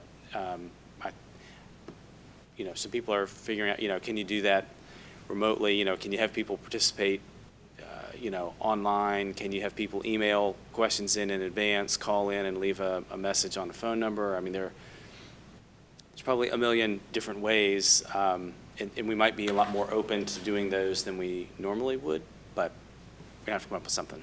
Right. All right. Thank you. So as of right now, we're talking about canceling the April 6th meeting, which would mean, by my calculation, that under regular circumstances, our next scheduled meeting would be on the 21st of April. Correct. Is that right?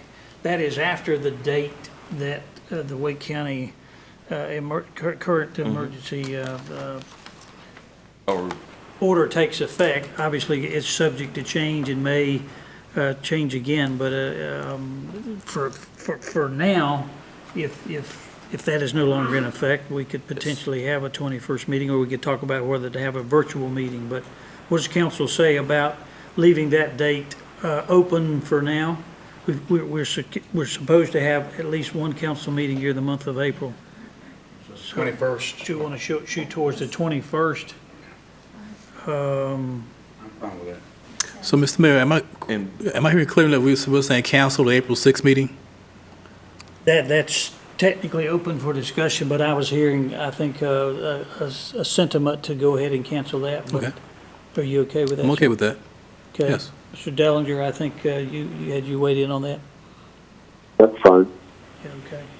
And then we will, if we have a meeting, any meeting we have subsequent to now, staff will explore ways we can do that virtually the best we can. I think it's easier to do a whole group than it is to try to do one person, so hopefully we can figure out a way to make it smoother. Yeah, the issue today, we actually had tested it beforehand. Everything worked fine. It was just a sort of fluky thing that, Murphy's Law type situation. But I think having learned what we learned tonight, we'll be in a better position to be able to have as many of you all that want to participate remotely in the future have that option available.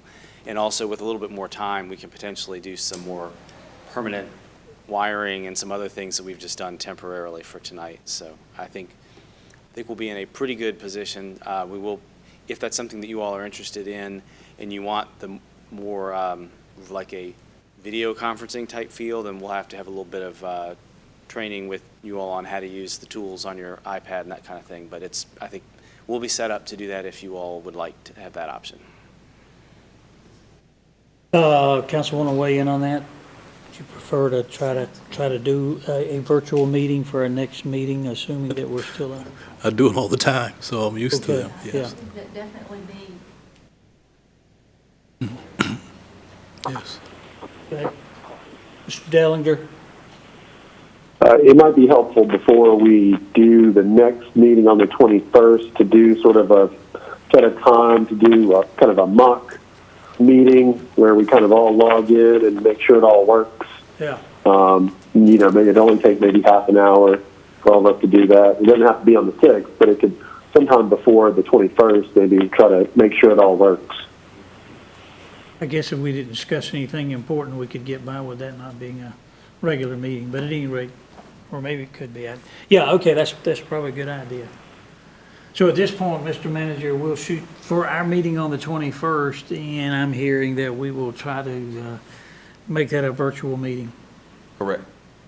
And And we can decide at that meeting if we need a subsequent meeting that Right. month. But as we get closer on the budget thing, we've got to be sensitive to the timeframes there for sure. Okay. All right. We squared away on meetings. Done, then? Okay. unless anybody else has anything? Anything else? I'm done. Thanks. Okay, I'm going to go to council reports, and I'll start with Mr. Dellinger, since he's on the line there. The only thing I have is a couple weeks I came to council with a proposal for a match program for small businesses. John Hodges and Mr. Baggett helped out, and Maury on doing a lot of the legwork on the legal side to find out we couldn't actually do that. But having also already started talking with the chamber, they've actually have committed funds that they're going to use for a match, and then the Downtown Garner Association is going to partner and be the fiscal sponsor for that project. So there are private funds that are going to be used to match other private funds. So we're having committee meetings this week. We hope to kick off maybe later this week as far as getting it ready to go, and hopefully start making some type of awards announcements sometime next week. So it moved quite along. I got a lot of help from everybody to make sure we're doing everything properly. So I guess it will inform you all of how that goes, probably by email or something like that, or you'll hear about it. But I want to thank everybody who helped find out what the roadblocks were and how to get around them. Okay, and thank you, Mr. Dellinger. I understand that obviously anybody from the public or anybody could contribute to that. Will they make their contributions through the chamber? Is that the best way to do it? Or So, yeah, we're meeting tomorrow to figure out when we want to do a launch, and when you see that you can give, and it'll be, we'll use those funds to go to some small businesses in Garner. Okay. I'll let you know. Okay. You'll hear. All right. All right, thank you. Was that all you had? Yes. Okay, I'll go to Mr. Vance. Oh, yes, and I've said this over and over again. We know that these are unprecedented times, and we have a new normal in doing things, and our resources, as well as the country's resources, are being stretched. And I just want to ask, I hate to put Chief Benz on the spot here, but just want to know the current services that you're able to provide. Are you being stretched? Are the officers okay with the changes that have been made and everything? Yes, sir. We're providing what I consider the same level of service we always have, just looks a little bit differently. So we're handling as many calls for service as we can via telephone, and insulating our folks as much as possible. Again, we have folks that are officers that are remaining at home as much as possible, working from home. Those are our SROs and criminal investigators as much as possible. So we have them available if we need them. But our officers are doing very well and not really having any difficulty right now. Okay. Thank you for your service. And if Chief Poole was here, I would ask him the very same question from the EMS point. That's all I have, Mr. Mayor. Thank you. Ms. Behringer. I just have one question I think Mr. Hodges can answer for me. We got a report some time ago about the railroad is going to, the rail division to continue the fencing at the, and I've forgotten when that was supposed to be and when might it be going forward. They had let us know back in, I believe, the February timeframe that they had to go through the same 6-ish week process to get an encroachment to their own right-of-way to be able to do that work. And so we have not heard an update from them since then, but we knew that it would be after the food truck rodeo that it would have been next weekend. So I have not expected to see them yet. We did finish the work. Public Works has worked with their contractor and has finished the parking bumper installation and the restriping along Main Street that needed to go in ahead of that. So once we hear an update on the fact that they're mobilizing to do that, we'll let you know. Ms. Shington. I'd just like to follow up what Mr. Hodges said. So the railroad, working within its own department and division, still takes 6 weeks to get an encroachment agreement from themselves. Boy. It's technically an encroachment agreement from Norfolk Southern, who's the operator of the rail system. So technically, they're not applying within their own office. I may have oversimplified that, but they're having to apply to Norfolk Southern, who has the license, and that's what takes the 6 weeks, and it even takes them that long to get theirs through. Yes. They're the owner, but they got to check with the renter before they can put fence on their own land. There you go. Basically. I don't even know if I want to ask the question, what I was going to say now to that. That just makes the evening. Anyway, I appreciate the work staff's been doing. Appreciate, I think we've learned, I know we closed playgrounds and so forth, but I think people are using sidewalks and going to the parks, greenways and so forth and getting out. You see the importance of sidewalks and greenways. We've seen from other towns, not just Garner, but people are getting out. I've seen a lot, of course during the day people are home, but I've seen a lot of young parents out on strollers getting out because they're home, not working. The children may not be at daycare or child care. So I've seen a lot of that. So I think that stresses the importance of that. And I appreciate the work everyone's done.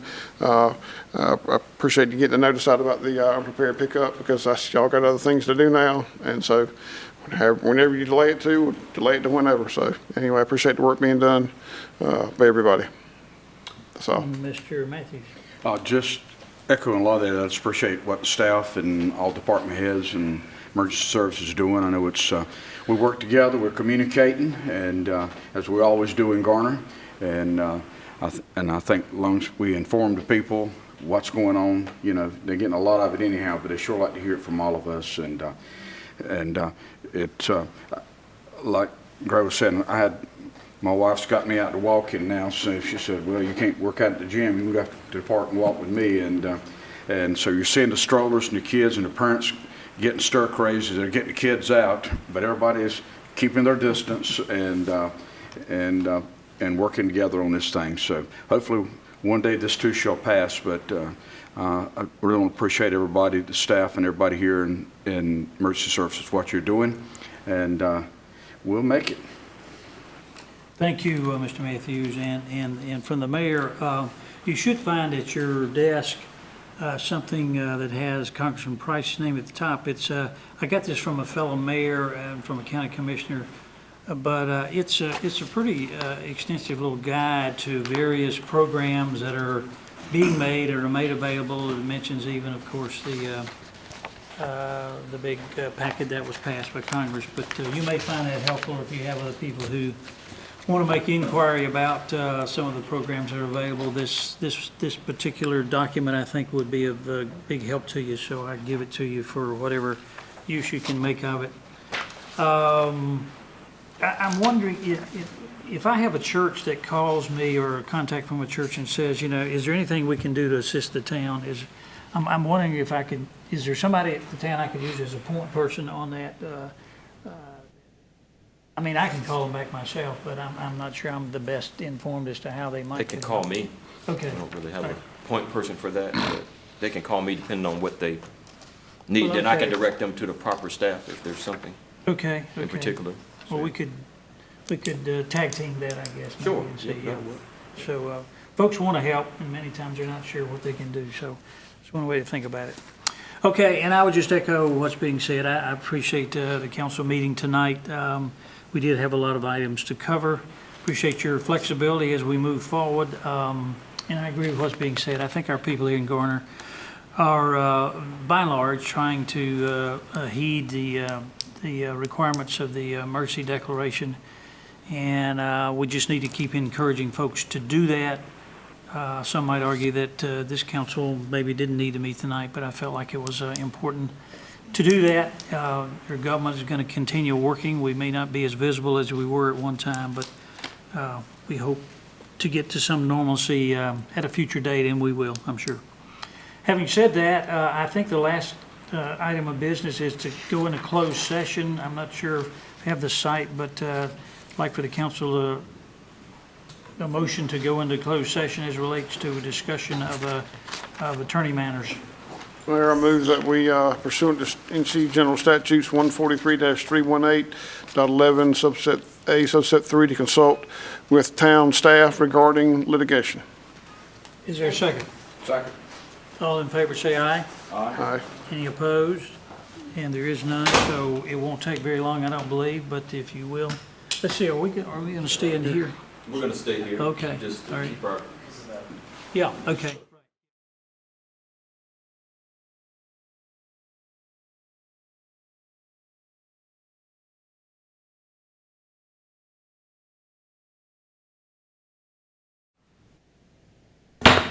Okay, we're back in regular session. The council met to discuss some legal matters and to receive a report from staff in regards to a legal matter.